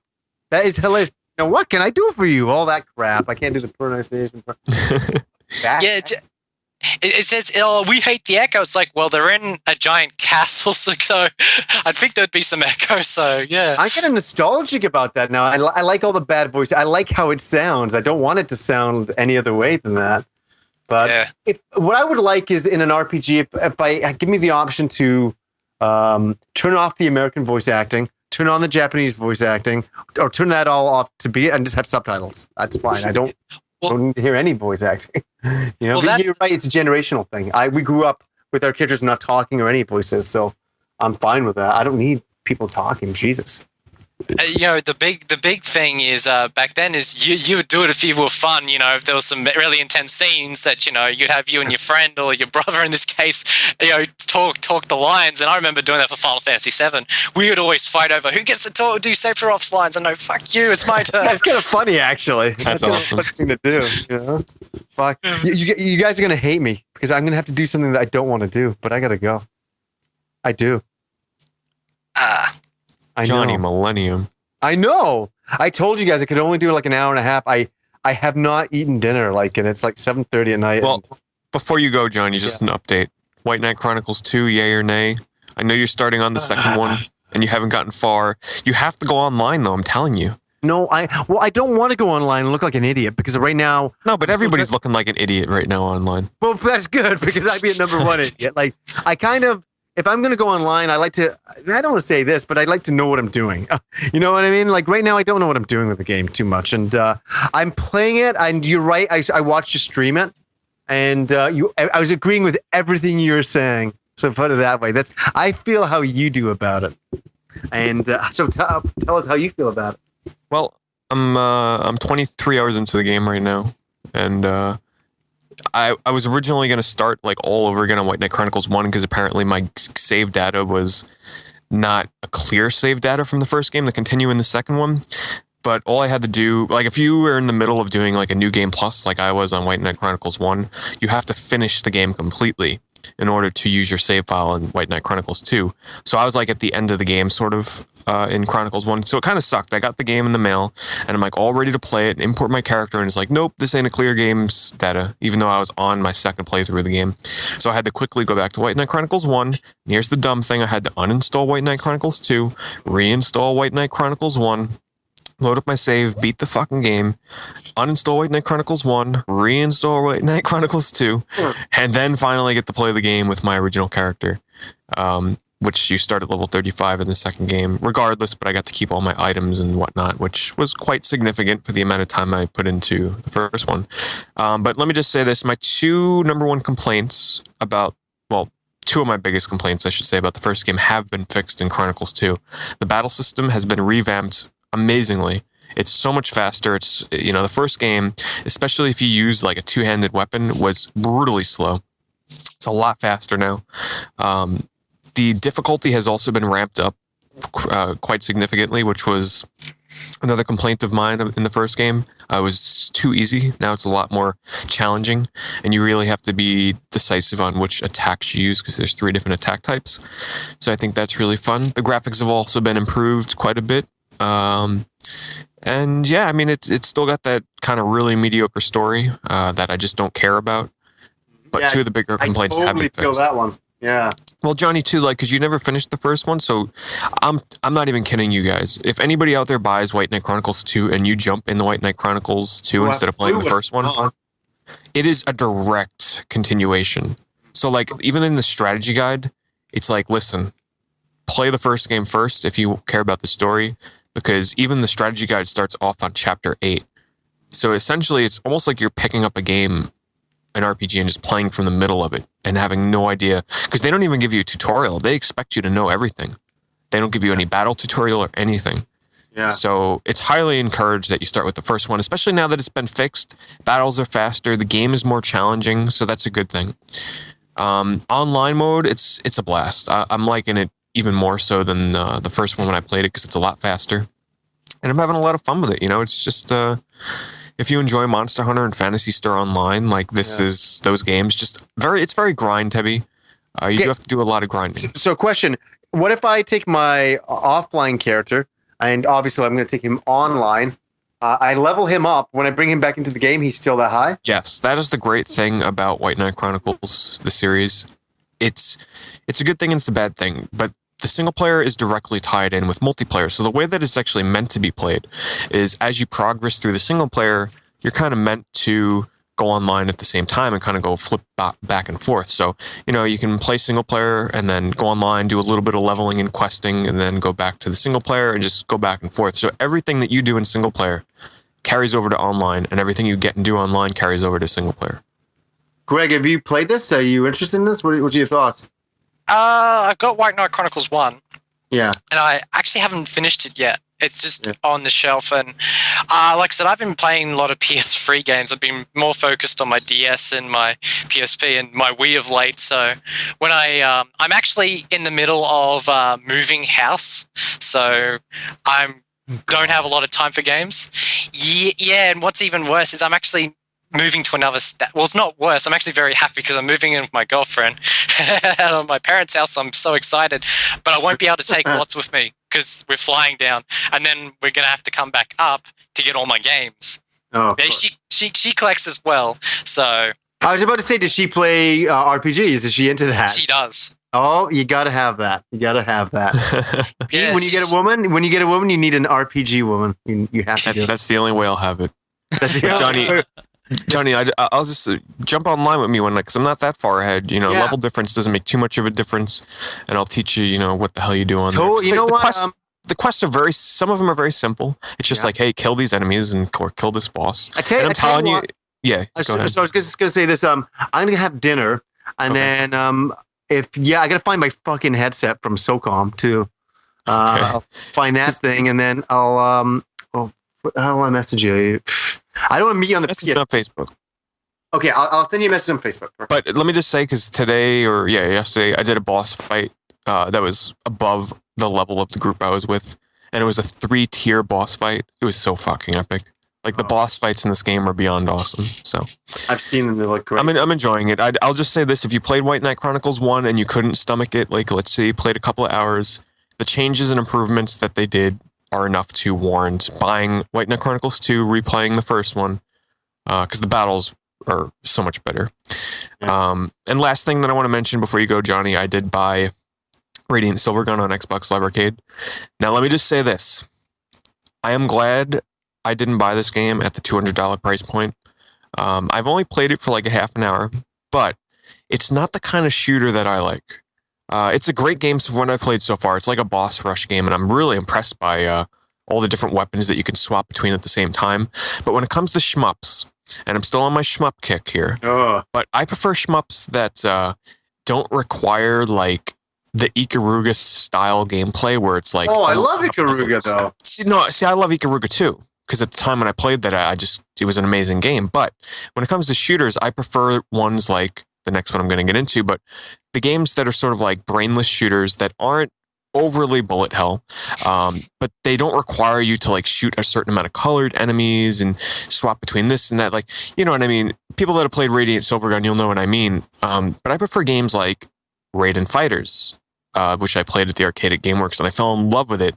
And thanks to Retro Snow, he hooked me up with a copy of Raiden 4 and Raiden Fighters Aces, which was just amazing of him to do. And I did play Raiden 4, and I fucking love it. Like, that is the kind of shooter that I love, where you can power up your weapons to, like, insane levels where you fill the entire fucking screen with bullets. I like that, too, though. And the enemies, like, they have their pattern, but it's not a pattern that you have to memorize, you know? So I'm really enjoying Raiden 4. I haven't played Raiden Fighters Aces yet, but hey, you know, I'm happy that they released Radiant Silvergun on Xbox Live Arcade. I'm finally able to play it, and you know, it was well worth $15 from what I played so far. But if I had paid $200+ for it, I probably would have been a bit unhappy with my purchase, I guess you can say. So I love it, and I gotta go. And okay. You know, and this is the one podcast that I really don't want to leave, you know? Not that I wanted to leave other ones. No, but fuck that. Yeah, you know, but I have to take off. haven't eaten in so long. So I came home from work, got off the highway, pulled in, walked in, sat down, talked to you guys. I got to run off. But Greg, awesome talking to you. And I really want to chat again about RPGs. Hopefully we can, line that up again for sure. Absolutely. I got to say, Johnny, I've been a big fan of your channel. If it wasn't for you, I wouldn't have joined the YouTube community. So I owe you a lot. Hey, no, it's amazing talking to somebody else who we have a lot of similar interests, a lot of similar games, and that's very cool. So great talking to you, and great talking to you guys. And I'm out of here. So you guys keep talking. One more thing, Johnny. No, I'm just kidding. Go ahead. You can go. Get the hell out of here, pal. Okay. Fucking record for another hour because I want to listen to it later. Yeah, right. Bye-bye. All right, bye. Catch you later. So, Jason Heine's pop quiz trivia. Yeah. What has Jason been doing this entire episode? Have you thought up of a PS2 remake you'd like to see? Oh, that's actually it's a real question. Pop quiz trivia. What have I been doing this whole episode? You've been putting together trivia. No, just one question. Every I'm going to start something new. Every episode, I'm going to come in at a random time and just ask a Jason Heine's pop quiz trivia. Oh, I like that. That could be your new segment. And it's just going to be a random question. It could be anything. It might not even be gaming related. Okay. Just a random question. So this week is, what have I been doing this entire episode? Eating some kind of candy paired with orange Powerade. Pete's pretty good. Pete's pretty good there. That's a Jason Heine guess right there. That's a good guess. What about you, Greg? You got any guesses there? I haven't got a thing. Like I made that sound effect before just to be an ass, but I haven't got a clue, man. Answer is eating a Twix and playing Hydro Thunder on Xbox 360. Damn Hydro Thunder. I actually have about 4 or 5 of my Xbox friends in here. I hope they're like, maybe if they listen to the podcast, then they'll know. Wait, I was playing with them at the time. No. So that game's still holding up? Are people still playing online? It's still extremely active. It really is, which is very surprising. It's such an amazing game, though. Like, that is one game where you can... It's sort of like Sonic All-Star Racing, where you can just pop back on that game at random intervals and still, have a ton of fun with it and not have any kind of learning curve getting back into it. It's true. I mean, like, I haven't played this for at least a couple of months, and I'm just sitting here and go, I'll fire it up, I'll play it while I listen, this and that. And there's just shitloads of people playing it. I just love it. And I invited a couple people, and they just pop in. It's nice. Good game. We'll have to do a stream of that again, Pete. Have to get like 8 people and just do that, and Sonic All-Star, and God, there's just too many damn games. I would do Ridge Racer 6, but I'm still too traumatized over my fucking save. And it pissed me off so much, Pete, that I haven't played mine since either. But I would encourage it, though. Like, it takes a little bit to get going, but that game is just a blast, especially it's headache-inducing at later points in the game when you're trying to get 100%. Because like, you'll have to try and finish some levels without touching a single car or a side of the track, and it's tough. When the other racing cars are like around you the entire race, oh man, that game was fun. But yeah, if anybody doesn't remember, it was my own fault, like an idiot. I deleted my save data for Ridge Racer 6, which I had invested like 110 hours into when I went to go play it with Jason, and I was like, fuck. Yeah, And then I go online, and like this girl, she's like hardcore in the Ridge Racer. You remember this? I don't know if you remember this, Jason, but she was playing us, and she kept joining every one of our rooms and like just dominating us. Yes, absolutely. And like I kicked her out of the room because it was just us, like a whole bunch of people that never really played I shouldn't say that, but because I played it a lot, but a whole bunch of people that weren't familiar with the mechanics, and we were kind of just playing one another, and she just kept on winning, and that's no fun. So I kicked her out, and she sends me a message. She's like, "Oh, I can teach you how to play Ridge Racer, honey. It's no problem. I teach a lot of people." I'm thinking to myself, man, if this bitch only knew. $5.99 a minute. Bitch, who you're talking to.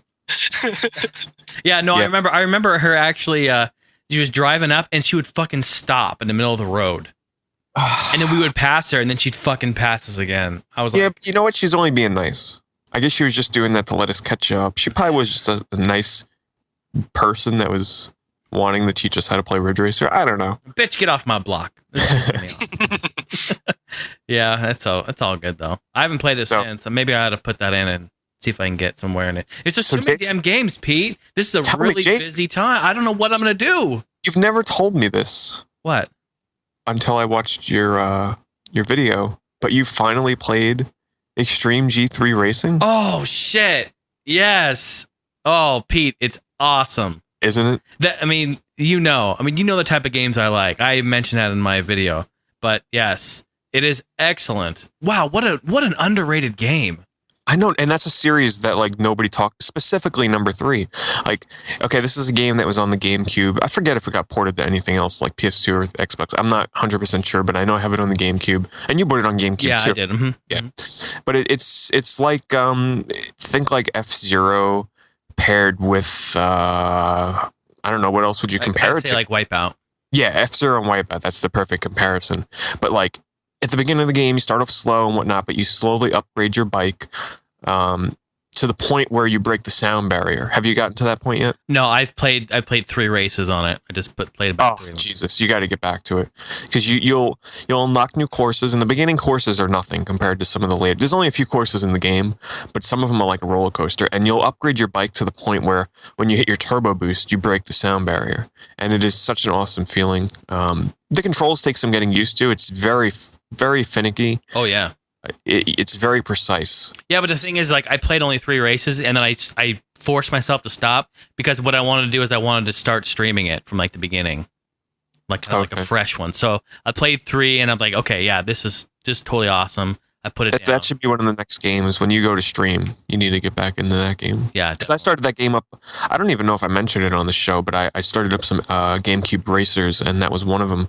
And I played quite a bit of that again. I started a new save file, along with I played F-Zero GX for the first time, which... yeah, I started that up because I remember you talking about it a lot, and it was good, but it wasn't... To me, it felt like I was racing a blob of white dots. Yeah, no, I mean, I agree. I agree with that to a point. It definitely doesn't have the flair, I think, that F-Zero is. I think it's like really over the top. Mm-hmm. But once you get over that, and once you have to look at what you're doing and break it down. I had to take a minute and just like look at it and process it. It was so much, and I think I've told this before. When I first played that game, when it came out, I bought it when it came out. I hated it. I didn't like it at all. It's super hard. Like I tried to do the story mode. I can't even pass the first freaking level. That was my big problem, and I didn't like it at all. I was like, shit, I'm gonna go back to the 64, which I still think is the best port of F-Zero, by the way. I don't own that. I need to play that. Oh, Pete, oh man, F-Zero X, dude, you need to get that. I know. It looks like a game that shouldn't be on the 64. I mean, it looks so good, and it plays the frame rate 60 frames a second. It's just beautiful, unbelievable, that 64 on that game. But yeah, it was really hard. I agree with you. And until I got a little bit older and came back and played it again, you really have to dedicate yourself to it. It's definitely not. It's not like an Extreme G. It's not like, a race game you just pick up and play. You really have to invest and really dedicate some time and master. Especially with the upgrades and whatnot. Like I didn't know what to upgrade, what to do, how to build my thing, whatever. So I just kept on picking Captain Falcon. But I have to admit it was really cool when you're racing around and like Mute City kicks in, like the metal version. I'm like, fuck, this is awesome. No, the music's incredible. Yeah. Yeah. But I mean, what have you been playing? Anything lately besides Hydro Thunder? I've been playing a ton of Left 4 Dead, Dead Island. Dead Island. All these games with dead and fucking zombies. Such a lovely life we live in here. It's like I get Left 4 Dead, Dead Island, whatever. Get them all confused. Dead Island. Yeah, I'm about, I think, 16 hours into it at this point. And I'm like level 26, something like that. And I just love this game. It's fun, yeah. It's got its problems, and the 360 version was patched, which I haven't played it since. Mm-hmm. But it was going to fix one of the biggest problems on the 360 version, and that's that you can't pair up with random people online. Well, now you can. So, like when the game first came out, you're supposed to be able to walk around the game world in the campaign, and like it'll say, "Oh, so and so is like at the same point as you. Do you want to go online with them?" And it wasn't working, and now it is. So I'm looking forward to trying that out. Nice. Yeah, so I've been playing that, and I love it. I just think it's a fantastic game. I'm one of those guys. I'm not a speedrunner. Some games I'll do that with, but this is my first time through, and I'm definitely not a speedrun. I loot the shit out of the island, and I'm there playing co-op with my friends, and I'm taking it all in, trying to find things, really trying to get the whole experience. Tell me if you think it's a very minor problem, but it actually adds up to become quite annoying once in a while. But every time you loot something in this game, it pauses kind of and you're forced to stand still for a second. Drives me nuts. Oh man, when I'm trying to loot shit, I just want to do it speedy. Yeah, because I'm sitting here. Here's the thing. I know you're the same way, Pete. We're multitaskers. I'm looting shit while I'm in a fight with the zombie. So I'm running up. And especially, I can just snap with the mouse, go really quick all over the place. And I'm sitting there, I kill a zombie, I try to loot him or loot a bag or something. And it does. It stops. It even ducks sometimes. And then it forces you to be there for a split second. And then you can move again. It drives me nuts. I agree with you, Pete. I really wish it was just a solid run by, hit the button, pick it up if you're in the area there, and keep moving. Don't actually physically stop. But yeah, I don't know. I guess they have to, they have to do that in order to keep you from just fucking going around and just looting everything really quick. I mean, I don't know. Wouldn't that be kind of... Yeah, but I mean, come on. I mean, there's so much looting in that game. Yeah. You'll come across a portion of the game where there's 20 suitcases piled up that you got to loot. Yeah, and you're there for 5 minutes. Well, there should be a loot all button. If you hold down the button, it'll loot everything in the area. That would be awesome. Yeah, or at least give you a vicinity that it covers or something. I don't know. Yeah, I agree. See, that's why we need to get into some game development here. They don't ask us, Pete. They need to ask us. That's the thing. They need to ask us. So anything else, Jason, or just Dead Island? Actually, one other thing. Just one other thing. I went and I got the Mortal Kombat collection on 360. I heard the online is very nice. Yeah. Well, I heard about this months ago. Heard about this thing coming out, and I knew that I was going to buy this. I mean, I own a dedicated Mortal Kombat 2. I'm a huge Mortal Kombat fan. Love the series, love the franchise, love it all. So I knew that, and I heard this is going to have online play. It's definitely a must. So I went out and I bought it when it came out. And the single player, the single player games are excellent. I mean, it's arcade perfect. Everything is there. Everything works. It's fantastic. I went online shortly after, and I cannot believe the online. It is so laggy. So laggy. I mean, such a shame. It runs at That's a shame. It runs probably I don't even know, 15 frames a second, maybe slower. It's really bad. It's unplayable. It is broken. It is I mean, you can't even... It's moving so slow that you can't do your button combinations to make... I'm Baraka, and you have to hit back, low punch to do his blades. Yeah. I couldn't even get it to do it. And I wondered, and I sit and I think to myself, how could they have not tested this? How could they have not gone online to see how this works? And this is the point. This is what we've talked about. In today's world, they release games that are broke and they patch them later. Stop doing that. Just fix it and make it right in the beginning and then release a full product. Look, it's great. Okay, I can play single player. It's perfect. But I want to play Mortal Kombat 2 online. That is the highlight. Are you kidding me? Playing these arcade games, which they were arcade games, that's what they were designed to be. To play them online, I mean, we're in a whole new world. This is amazing technology. I cannot believe that they didn't give it the proper port. However, right after that, I went to their Facebook page. I went and I looked it up because I was so upset. I was actually going to be like, I want a refund. I think this is bullshit. I was that upset, and I went to the Mortal Kombat page, and I'm trying to find the post, and I cannot find it. God damn it. It should be up top, but I can't find it. It's on their Facebook page. But it said that, I don't know exactly. Okay, but it did say that thank you everyone for purchasing. They're aware of the online issues, and they're working to resolve it and make the game playable for everyone on all platforms. So that is awesome. So the community has just took action I'm sure this has lit them up, and they are going to patch it. So that is good, but I just still can't believe they released that with it all broken. Do they not think we're going to go online and play that shit? The problem with them patching it later on is like all the steam that they could have had at launch, like having a big following of people playing it online again. It's like most of those people, A, aren't even going to know they're patching it, or B, have given up on it already. Yeah, exactly, because what happens when they do patch it? It's like, oh, well, I'm kind of over that. You know what I mean? I mean, I bought it. I was looking forward to just going on and playing all night fucking Mortal Kombat 1 and 2 online. And I haven't played it since. I'm butthurt over it. Sucks. I think it's a hit for them, really. You know, and Pete, you said it right. I think it's a hit that they're taking because now look at all the bad press they're getting for it when it could have just been right. You know? Yeah. I don't know. I was just unhappy we didn't get the new Mortal Kombat in Australia because they actually got refused release here. Which we all bandaged together and we were pissed. Yeah, you know? I heard about that, yeah. But what happened was the most monumental thing happened is they finally passed the bill for R18 games, so we were very happy. Hasn't come into effect yet, but that shit won't happen no more. And it's ever since Night Trap caused that shitty rating system for us. You know, because we didn't, like everyone else, we didn't have ratings for games before that. Night Trap came on the scene and just everyone blew their friggin' mind over it. Well, don't you have a rating system now? We do, but it's only to 15 plus. Anything over that gets refused. But until they bring out the new one, and it's been like 16, 17 years this has been in effect, so this is a major thing because we've had games banned left, right, and center.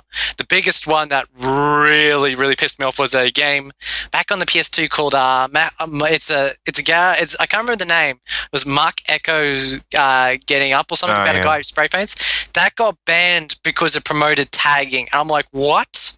This is where the system becomes hypocritical because Jet Set Grind Radio got released on the Dreamcast. That's about tagging, but another game like Mark Echo doesn't. So where's the logic in that? It kind of is making sense to me now, Pete. Remember on our live stream we had like 20 Australians call in? Yeah. You know what I mean? I mean, and Greg was one of them. That's the funny thing. Yeah, and I butchered his name, and I apologize for that. But that's all right. I'm at liberty to do that. RPSwagman or Wagman. Swaggin', baby. That's what I can do. But that it actually makes sense, Pete. Because look at this. I cannot believe that they get refused games like that. I mean, that is absurd, isn't it? That seems ridiculous. Yeah. I mean, what year are we in, for fuck's sake? One thing that I've studied is there's a few other games we get here but gets refused everywhere else, and one of the big games that was We Dare, that got a PG slapped on it, and we're like, what? And I think it nearly got banned in the UK. So what we say about Australia is they're fussy about violence, but they're overtly sexual. So which We Dare was that game that came out on Wii where it's just about dare, right? Like I didn't even know. Did it come out in the US? If it did, I didn't even freaking realize it. I don't even know about it. I don't even know that I've seen it. Oh, We Dare's like a party game, but it's more to do with kissing. Like instead of spin the bottle, you spin the Wii remote. Yeah. 7 minutes of heaven in the closet or some shit. Yeah. Okay. Well, shit, you can just go do that right here in the house.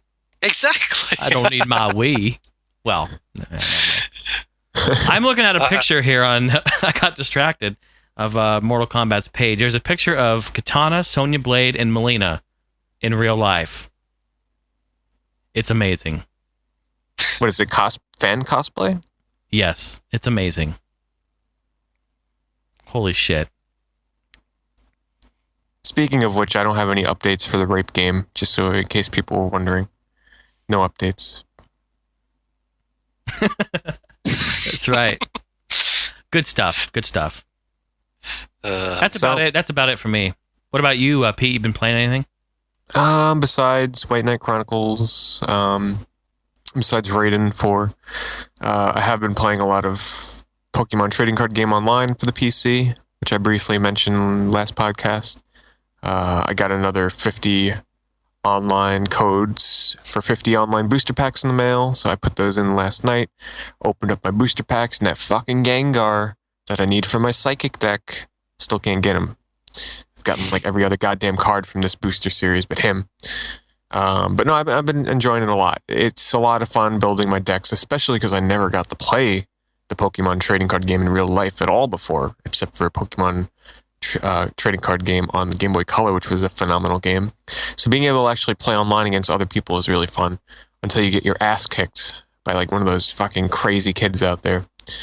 But I've spent quite a bit on online boosters so far. It's kind of dangerous, and it's in beta right now. But having some fun with that. Also, I downloaded a game on PlayStation Network called Battle or Elemental Monsters Online Card Battle, I think it's called.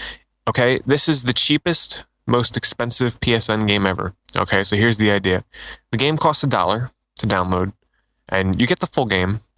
And it's a card game similar to, say, Magic the Gathering, but it's only 3-on-3 battles. The maximum amount of cards you can put in the deck is 6. So the battles often go by fairly fast, and it's simple, like, water beats fire, and this attack, does double damage. It's standard card game fare. But the thing is, you can play the single player game, and a booster pack is essentially one card. And there's like something like 150 different cards in the game right now. You can play the single player game, and you can beat the AI, and you can get cards that way, which will take a while. Or you can buy online booster boxes, which you get, You get 22 or 23 cards per booster box, I think, and a booster box is $4.99. And you can buy those instead of waiting to get cards through the single player. So I bought 2 booster boxes that cost $10. I felt, hey, I'm having fun with this game. It's providing me with a little bit of fun for the night. I'll give them $10. So I got some extra cards, tried to build my decks. I fucking suck at this game. I can't beat a single person online. And I don't know. I think the reason why is this game had been out in Japan for like a year. And I guess because I checked the GameFAQs message board, and there are people out there that were playing the Japanese version. So I'm guessing that I'm like the only crazy person in the US to actually buy this game or even know that it came out, because it's like hidden in PlayStation Network. I bought it the day it came out too. I'm assuming that all the people I went up against like were playing the Japanese version, and then they just bought the US version, which may not be the case, because I think they'd lose all their cards. I don't know. But there are international battles. You know what? So they probably are. Because there's the option to play internationally or locally. So these fucking bastards, instead of picking locally only to play with the Japs, freaking probably chose local only. No, they probably choose international because they probably have a Japanese account. Either way, they're playing against me with their freaking Uber decks and shit and just destroying me. So I wasn't able to win a single game the whole night online. I still had fun with it, though. Shit on you. Yeah. Yeah. But it was fun. Because, the thing with me is my friends, they don't play card games, So it's like, for me to play card games, which I can tell, having spent so much money on digital cards already, that if I were to get into Magic the Gathering in real life, playing competitively, yeah, that shit would be dangerous. The amount of money I'd probably spend on that. I mean, look at Eye of Judgment for PS3. I bought booster boxes for that freaking game. I probably spent like $600 to $700 on cards alone for Eye of Judgment. But the way I look at it was I put in a lot of time into that game, and it was a blast. So I think my money was well spent. And plus, I sold my cards right at the right time. Before they announced the Eye of Judgment servers would be shutting down, I took all my expensive rare cards and sold them on eBay and made back quite a bit of money. And then shortly after, they announced the servers are closing down, which Eye of Judgment is one of the games I'm going to miss the most. That game was a blast. And anybody that played that game when it came out could probably agree with me. Besides that, I haven't played it in the past week or two, or mostly the past week, but a game called Path of Exile on the PC. When I was down at PAX, they gave me a beta code. It's in closed beta, and supposedly there's a ton of people waiting to get into this beta. Essentially, it's a clone of Diablo that you can play online with up to 6 people. And I was having a ton of fun with that game. If you're into Diablo, that's exactly what you can expect from this. It's essentially getting a taste of Diablo 3 to a lesser extent before it actually comes out, because it's kind of a direct clone. it's doing things differently than Diablo 2 did, allowing you to take skill gems and kind of socket them into your equipment and whatnot to customize it. So, you can take one fireball and make it into 5 and blah, blah, blah. But Diablo 3 is going to be doing something very similar to that anyway. So when that comes out, Path of Exile is going to be in trouble.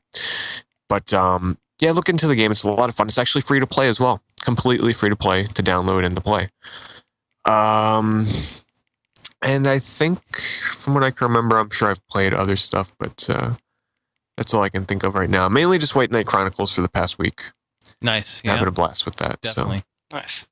Greg, I know you said you've been in the process of moving around and whatnot, but you've been playing anything lately? What RPG are you working on right now? Well, I've been playing some Xenoblade because I've been enjoying it, but I've also been playing some Dragon Quest 6 on the side. I really like it.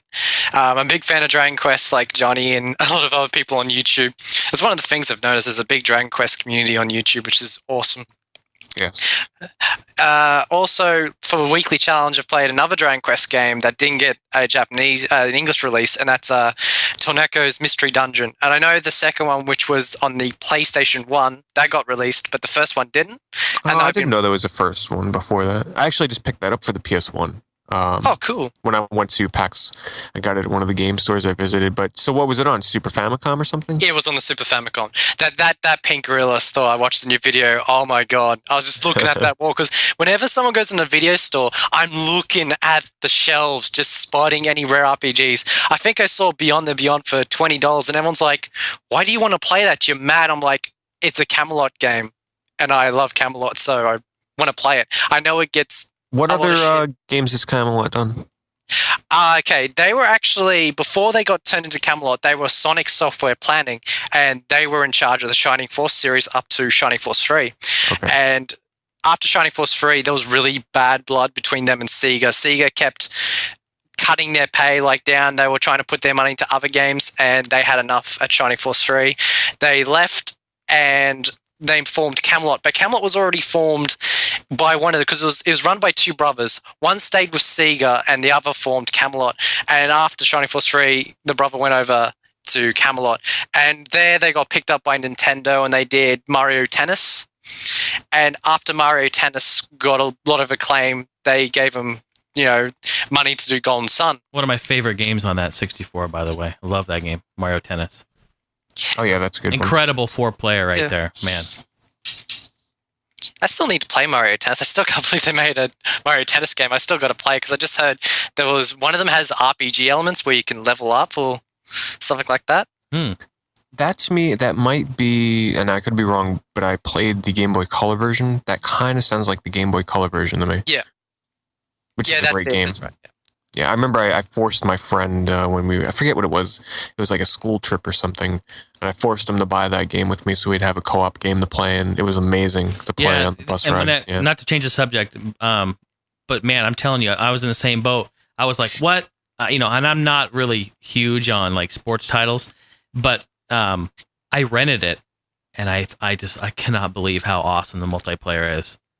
I mean, I went out and bought it the next day. That game just really hours and hours playing with 4 players. It's incredible. And some of the other Mario sports games, they're pretty serious down to business kind of stuff. But Mario Tennis is over the top arcadey. It's the kind of sports game where even if you hate sports games and you play this, you're going to have a blast with it. And that's exactly how I felt with it when I got it. Yeah, I agree.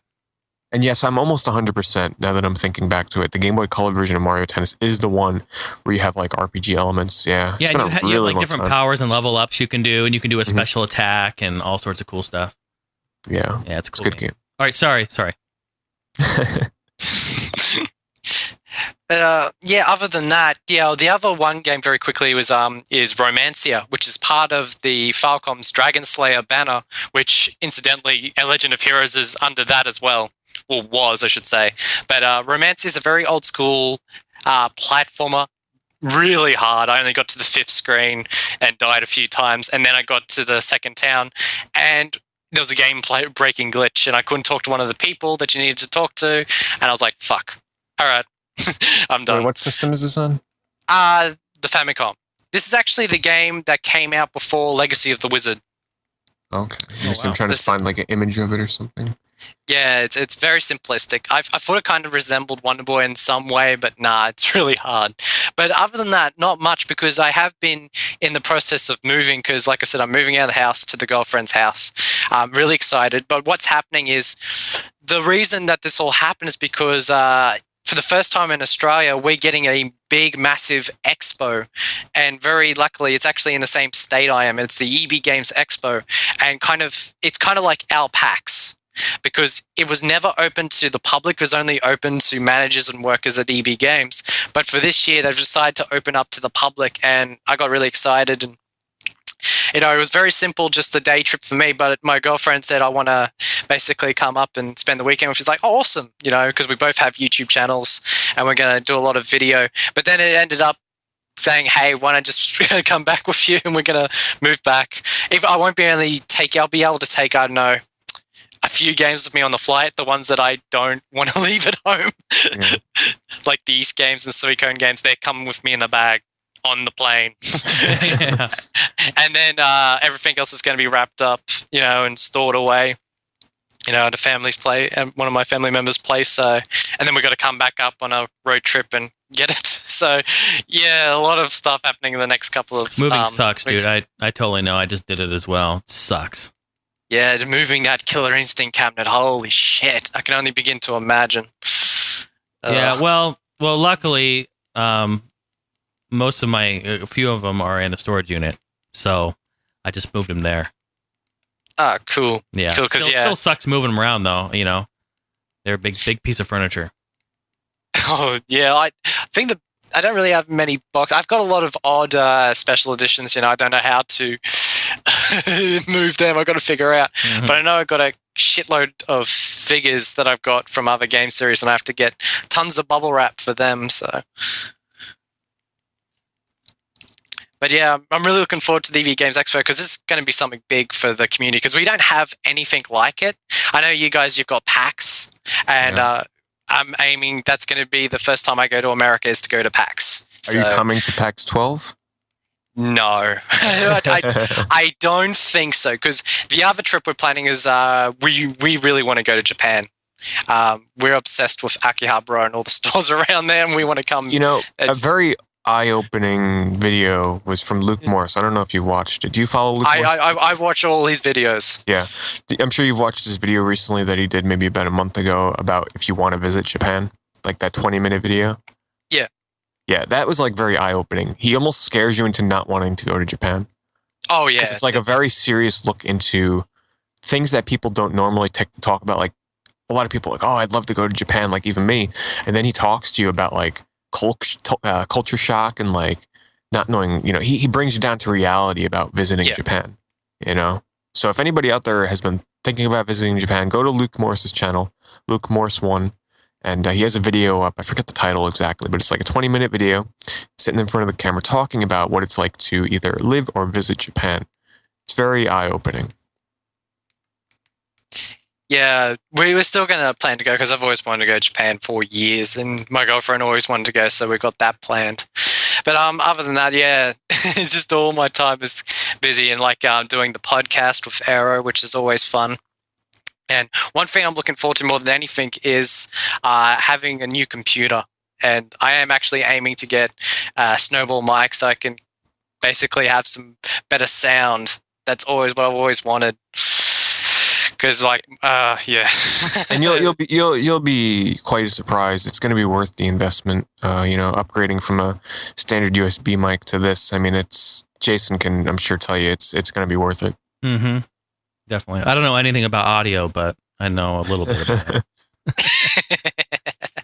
Because no offense, Greg, but like the mic that you use, it makes you sound like you're talking in like a box or something. Like it kind of, it gives your voice a very, not robotic tone, but a very unnatural sound to it. Telephone, Yeah. Absolutely, yeah. Yeah, telephone, yeah. That. Yeah, every time I try and put a decent editing program on my laptop, it just rejects it or freezes, so I kind of gave up on it. But this next computer I want to use, it's going to be used to make some proper YouTube videos and, render the podcast. Well, Arrow does all the rendering and all the editing, and he's busy as is, and I said to him, like, once I get a better computer, I'll be in charge of that. because I've been really looking forward to getting back into some serious editing, because I'd like to say my videos are very lazy and very easy. I just upload them. Kind of like a vlog, a guerrilla vlogger, I like to call it, just in the moment. But I essentially actually want to get into editing proper videos, and edit footage in and everything. That's what the long-term goal is. I'm sure you'll be kicking yourself when you do start to edit the episode. It's like Jason will tell you, it takes a while to edit a podcast, especially if you add in music and all that stuff. And it's a lot of work, So, like, don't go crazy editing your podcast too much. I'm telling you, like, unless you guys really have to with the different segments and stuff. But I would go easy on it. Make it as easy as possible. Even though the music, I have to say, really adds a certain aspects, which. There used to be an RPG podcast I used to listen to until they retired, basically. It was called Ultimate Quest. It was the only podcast out there that I knew of that talked specifically about RPGs. And, they'd edit in a little bit of RPG music. It really does make a difference. But the amount of time that it takes to put that stuff in, it's quite significant. It's hard when it's a weekly podcast, if it's like one time every 2 weeks or monthly. You can really create a really nice show. I mean, we could even get crazy. We could add video. We could add pictures so that when people watch this, like, they could see what we're talking about. I mean, it can be a huge thing. But then again, remember, like, it's so much work to do. It's hard enough to just do what we do weekly and make it all work right. It's just something that I know I would not want to do. I pretty much said to my friends and everyone else around me, if it ever gets to the point where I make a video or I, want to edit something and it's taking over my game time and I don't get to play a game, that's when you stop. Because you can't have a gaming channel without playing games. Yeah, that's the bottom line. Well, you better not even do a podcast then. No, I'm just kidding. Well, I kind of am kidding, but yeah, definitely the time. Yeah, you have to figure out how to spend it evenly, but yeah, it's fun. It's all good and fun. We do it all for fun. So as long, I don't know if you guys do this, but a good way that I would recommend to you guys, because you like to cover a lot of different subjects on specific games and whatnot through the show. But do either of you keep notes, keep timestamps essentially? He does. Okay. So it's 13 minutes in, we talked about this, needs to edit here. That'll speed it up so that when you go back and try and edit. So what I would recommend to you, Greg, is when you do start to edit shows, keep a pen and paper handy. And then if there was a screw up at some point, write down the exact time that it happened. Yeah, it'll help. I've been on film sets before where I've had to do continuity. I had a pen and paper in there and just oh shit. Jot down. So yeah, like I said, I'm just in, taking it too easy. I mean, once I get the proper computer, I'll be, trying to turn out some really great videos. But yeah, I'm way ahead of you. The problem with our podcast right now is we're only on YouTube. We're still trying to figure out how to do the MP3 download. But we're only subject to the 15-minute block from YouTube. So every time we talk on Skype, one of us has to go, hey, shit, it's nearly 15 minutes. We've got to wrap it up. Yeah, that's tough. You can't. It's hard to run a podcast that way. Eventually that will get lifted. If you just, as long as you're active and your content's within the terms. They should. You guys should be getting approved for that pretty soon. Yeah. Yeah, absolutely. Which will make things a hell of a lot easier. That's for sure. Yeah, you can release full episodes. You know what I mean? Exactly. We actually. Yeah, sorry. Originally, we did both segments, what's to become optional dungeon in the one podcast. And Era's like, nah, this is too much work. Let's split it up. So 1 week we do the actual topic segment, and then the other week we do the optional dungeon where we talk about gaming news and what we've been playing. That's a good idea. And yeah, that's how we do. So usually it's about 2 proper gibberish episodes a month and 2 optional dungeons a month. So that's how it's working out. Nice. Yeah, sounds cool.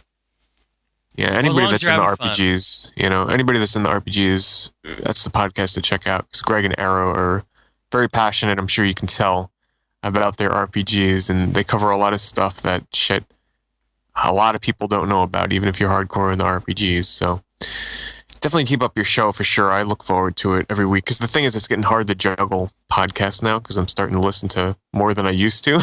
So it's like, yeah. There's a lot of podcasts by the YouTube community, which is awesome because I was on another one which was by good friends on YouTube, and it's the Press Start podcast. Yeah, I actually started listening to them as well. So shout out to them. New podcast that just started up, but they got their microphone issues worked out, so it's a lot easier to listen to now. It turned off God mode with the echo. Yeah. You guys know how it is. You know how it goes. You know, it's like you start out, it's really rough, you know, and then you kind of figure out the kinks. It's trial and error. You know, there's a lot that goes into it. So, you know, it's really cool to kind of see the evolution, I think, also with things. So I don't know. The great thing about podcasts, though, is it's like, it's a lot more low maintenance, like not having to worry about the video part of it. And it's so much easier to just bring people together and talk. And, you know, most people's channels are solo projects, so you don't really get that opportunity to constantly have a discussion with somebody else. Mm-hmm. So like podcasts really bring out that other side to a lot of people that, you know, I'm sure a lot of people that listen to this podcast for the first time would be very surprised, especially with Johnny and I, how different we are on here than on our videos, you know, especially Johnny. He's a crazy beast on here. It's funny how it's starting to rub off into his videos now where he never used to curse in his videos, but now he's starting to. He just don't give a shit anymore. Isn't that strange? Because I'm the same. I don't know why. When I go to my videos, I like to keep PG just in case anyone watches. But on podcasts, you know, it's all out there. Well, I think that's kind of the unique, you know, magic with a podcast. And that's one thing I know that we all love here is that, you know, we can just be ourselves, you know, we can do whatever we want, say whatever we want. And, you know, we can just hang out. It's like we're all brothers just hanging out, having a good time talking about games. It's relaxing. It's really relaxing. Oh, it is. It's relaxing. Absolutely. And fun. Yeah, you know? It's great. It's like every week I still look forward to doing the podcast. It's not like a chore. It's like, oh God, here comes the podcast. Got to take in, you know, 2 hours out of my night that night. It's like, I'm always excited for the guest we have on, you know, whatever the hell we're going to be talking about. And, you know, as long as we're having fun doing it, that's the thing that matters. And just one thing too, it's not like we're not being ourselves on our videos on our channel. It's just that I normally, if I'm talking to a camera, I'm not one of those types of people where I'm going to be like, well, fucking this, fucking that, like shit that, Nintendo, fuck, you know, like that's just not me. So, you know, when I'm talking to other people, it evokes, you know, different emotions, I guess you can say. Mm-hmm. And it's not like I go run around cursing all the time. Use it sparingly where it makes sense, I guess you can say. Yeah. When you get excited about something, it's like, yeah, you can't help it. You know, Shadow of the fucking Colossus collection, you know, it's like you gotta. I mean, I'd be in line for that shit. Oh, definitely. But I guess that's bringing us to the close of this podcast. Unfortunately, John couldn't be here with us tonight, but you know what? Hey, it's been I don't fun, think he would have missed out on much, yeah. Because I know you and John, you guys play RPGs, but you're not quite as into the genre as Johnny, I, and Greg. Yeah, so. Definitely. I'm super mainstream. And, you know, not that. It's just that each of us has our own quirks. You know, it's like I'm really into RPGs, platformers, I guess basically everything but sports games for the most part. And Jason, you're really into shooters and racers and arcade games and whatnot. And, you know, Johnny's into RPGs, period.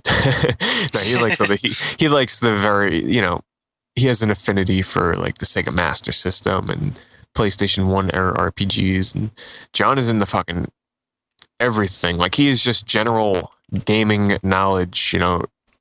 The amount of knowledge that John brings to the podcast on just the history of video games is just unbelievable. So it's like we all bring our own unique aspect to it. And there are times where, you know, some of us, like on arcade episodes where I don't have shit to say because, you know what, I don't know shit about arcade machines. Yeah. While you and Johnny and John can, you know, go on for hours about that. So, you know, there will be episodes where somebody kind of takes the back seat. I gotta say, GameStar has an epic console collection every time because I always tune into his videos and just always just amazed at the stuff he pulls out.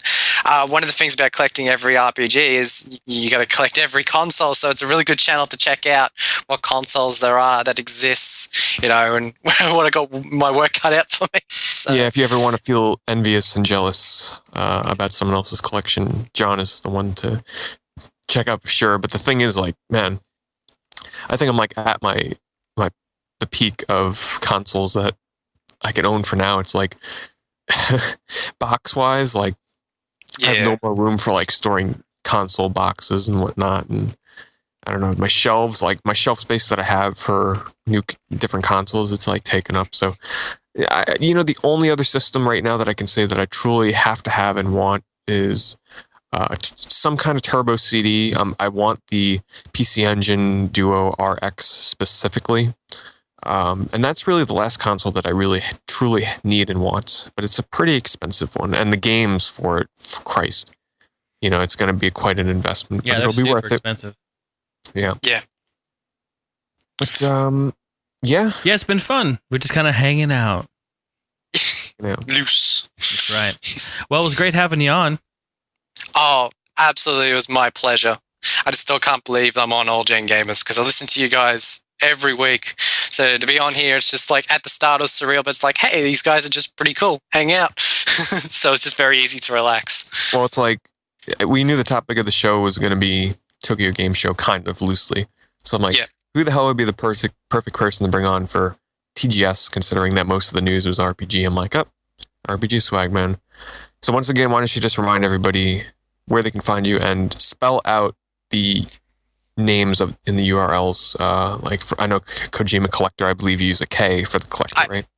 Yeah, and it was given to me. I should have just named it Was it MG Swagman? That would have made more sense. Oh man, that would have been awesome. That was from Triwars Freak. Damn it. I should have used it. Well, I mean, you could always delete it and Yeah.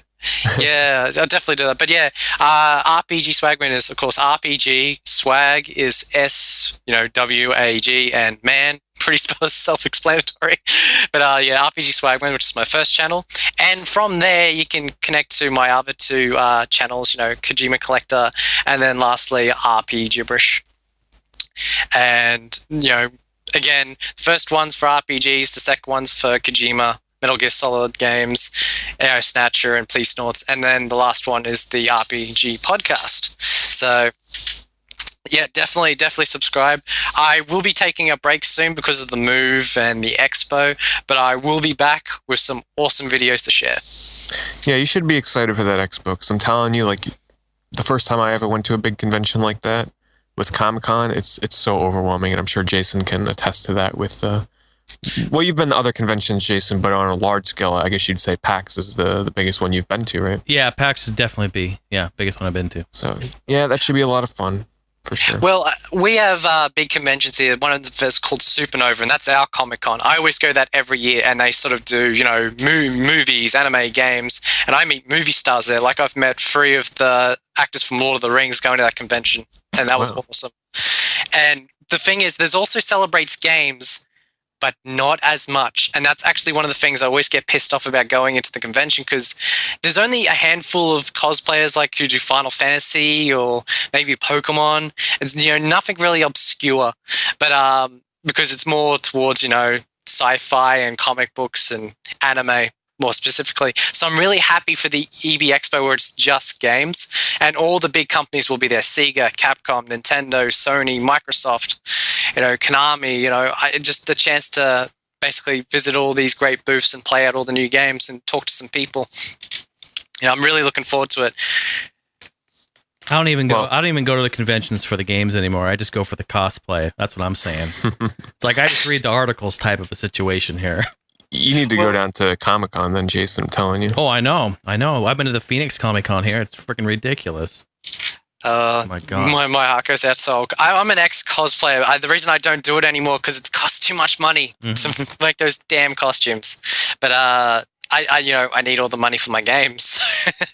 Jason, if you had to cosplay as one character, who would it be?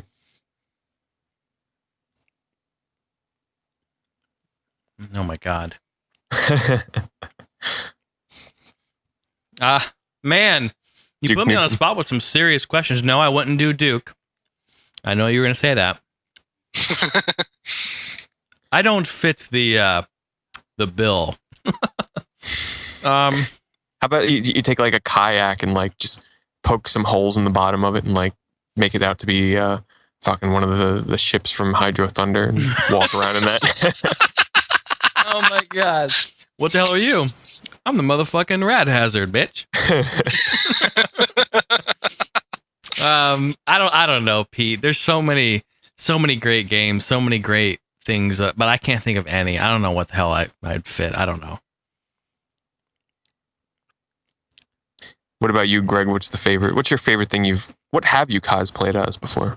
Well, a few things, like one from Suikoden and a few from anime, but my favorite costume, I think, I was talking about my favorite game on the PS2 was Dragon Quest VIII. I think within 5 hours, I'm like, shit, I know who I'm going next convention. I got my sis and we worked on making the Dragon Quest Heroes outfit from 8. And I went in there and actually won a second place award for that. And I didn't expect that. It's just like, yeah, and I even got interviewed because it was like a month since that game got released, so it was kind of like the it game. A lot of people just like, holy shit. I'm just like, yeah, I'm surprised no one else is doing it. And I remember making the slime from scratch, and my sis didn't know the dimensions, so it's like this flat slime. I always have it in my videos sometimes. Oh, yeah, I was just going to say that's where that slime is from. In the background.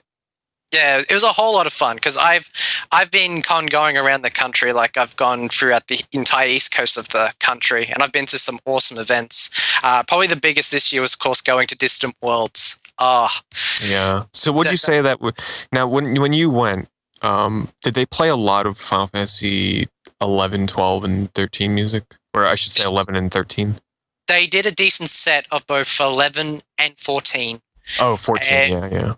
And they did some 13's music, especially the battle theme, which I really like. I thought it was very disrespectful when I went to my Distant Worlds. There was a lot of moaning that started going on when they kept on doing 11 and 14 music. Everybody's like, when they'd say, oh, and this song is from Final Fantasy 14. Everybody's like, it's like, fucking Christ, don't moan about it. You're at a music concert. It's about the music, not which game it comes from. Yeah, we didn't have anyone moan. The coolest thing about our concert is it took place in the Sydney Opera House, which is kind of like our country's icon. And I've never been there before, and I've never had a reason to until that concert. And it was surreal being in the Opera House for the first time, just gigantic amphitheater. And I had a seat right next to all the instruments. It was really surreal, and I didn't moan. I enjoyed every piece of music, even though I didn't play 11 or 14. 11 and 14 have amazing music. Yeah, I enjoyed it, even though I haven't played the games. I thought it was really good music. What was really funny is I had the pamphlet there, and I was reading what they're playing, and I noticed there was no One-Winged Angel, and I said, they're going to do it as an encore. And they did exactly what happened. See, I used to love One-Winged Angel, but it's become so played out because every video games live concert I go to, and I've been to like 3 of them, they play that as the last song, and it's getting to that point now where it's getting a little bit overplayed and not quite as good as I used to like it, I guess you could say. But did you wait in line to get something signed by Uematsu? Yes, you had to pay an extra fee, and I got in line. I shook his hand. He's a really great guy, really funny guy. I asked him a question about the last story, and he gave me a very worried look, and he went to his translator. His translator said, I don't think the last story's coming out here. This was like months before that, and then the months before it got announced that it would come to Europe. So I hope he's happy that how things have turned out, because I remember listening to the music of the last story. I said, it's really good. Different. Some tracks were really different in that game. But and shook his hand. I didn't know what to sign, what part of my Final Fantasy 7 copy. So I said, I'll do it on the manual because that won't come off. Whereas if I did it on the dual case, it probably would get scratched off. So I got that signed and it was awesome.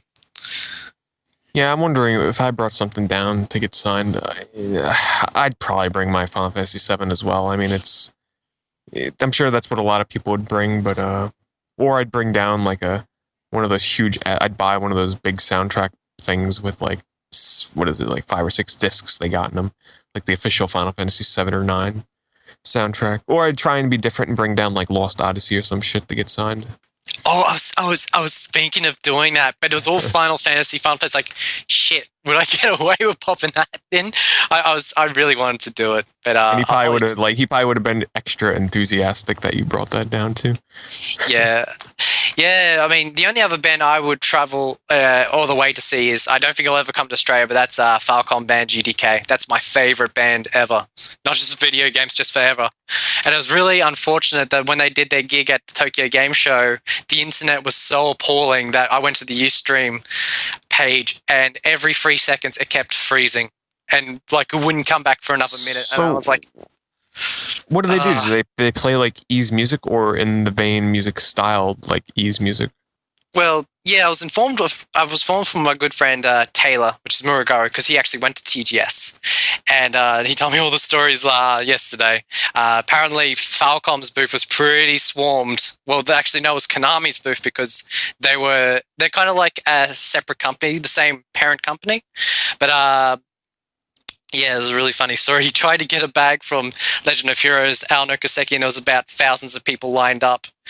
And it didn't sound appealing just to get a bag full of swag, and more power to him. But going back to the concert, what happens with Falcon Band GDK is usually they like to hold a concert before the release of a game in Japan. That's how they promote the game, is they'll do segments of old music, and then they'll pop in 1 or 2 tracks from the new game to get people hyped up. So they use this event as a opportunity to promote Al No Kiseki and just do 2 pieces of music from the games. Wait, so when you say Al No Kiseki, that's the Legend of Heroes series in Japan, right? Okay, this is where it gets really tricky. Because there's like 3 different sagas or some shit like that, right? Yeah. Which, by the way, I've listened to the music from at least Sora No Kiseki the Third. Man, that game has some of the best, I guess you could say, boss battle music I've ever heard in an RPG. It's so epic. Yeah, like I said, I'm already a fan of East music, and I've fallen in love with Trails in the Sky. Al No Kiseki is the 5th in the Trails series, but the 2nd of the new trilogy. Mm-hmm. Even though it's confusing. So just to clarify, there's the Legend of Heroes series, which made it to the United States, and then there's the Sora No Kiseki. I mean, you can correct me, but there's 2 separate 3-game trilogies in Japan right now that aren't. Well, I guess they haven't announced the 3rd one for the 2nd series, but yeah, the original. I'm assuming it'll probably come out. Yeah, I'm assuming it too. So yeah, it's really cool. A lot of people have been trying to play Trails in the Sky, and that was the first game in about 3 years where usually I'll play an RPG, I'll play for an hour or 2, and I'm just like, oh, that's good, take a break, maybe come back to it. Whereas I picked up Trails in the Sky, and then I put it down, and I think it was about 8 hours later. I was like, holy shit. Now, you and Taylor Murugara 553 were the 2 that convinced me to finally buy this game. I still haven't played it, but it's tempting. It's very intimidating, though, knowing how big of a game this is. The characters are just so likable, like more than any other RPG I've played in so long. They're just really likable. What's really funny is talking to Johnny before, he talks about how Adol Kristen from the East series is the biggest silent protagonist of all time, whereas in Trails of the Sky, Estelle's the polar opposite. She always has something to say, so it's really cool to have. All the scenes voice acted? No. Only the battle sequences have voice acting. Okay. Yeah, which is it's a nice change because they wouldn't be able to fit it in, especially with the new ones. There's a lot of story and talking in this game anyway, so it would make sense that there wasn't voice acting. Oh yeah, I mean, I hear the new games go for about 80 hours, so yeah, it's crazy. So Jason, how about that Sora No Kiseki the Third? Anyway, I think that will probably wrap up the show. Yeah. We've been trying to end, I guess, for 2 times now, but we always go off on another subject, which is always a good thing. Always good stuff. Yes. Oh, man. Which, by the way, speaking of Murugara, we want to get him on soon to talk about the Tokyo Game Show, because I'm sure some of you might remember we had him on a couple of months ago now, I think, and he's also another big RPG lover. He lives out in Japan, and he attended Tokyo Game Show, so we're very, very interested to to hear a first-hand account on what it's like down there. Yeah, we can maybe line that up. But anyway, Greg, thank you once again for your RPG expertise. It's always so interesting it's always so funny and to hear you talk because you are so enthusiastic about the games that you love, and it really comes across in your videos as well. So definitely, anybody that's listening and you like RPGs, check out Greg's channel for sure. And if anybody's ever wondering where you can find the link to channels or people that we have on that have a YouTube channel, I always link their channel in the description of the show on our website, allgengamers.com. So if you go there, the latest episode, I'll put their name in quotes, and it'll be a link to their channel just in case you're not sure where to find it. And that's so that brings us, that's about it. And we will be back next week with who's our guest next week. I will leave that as a surprise. Actually, I don't want to say who it is, but he's a new member of the gaming community, and I'll just say, if you're a fan of my channel, we're actually going to be recording the episode tomorrow. But if you're a fan of my channel, this particular person covers very obscure underdog systems and such, which is right up my alley. So look forward to that next week. And on that, have a wonderful day. Night. Morning. Afternoon. I think we covered them. Perfect. Bye. Bye-bye. See you guys.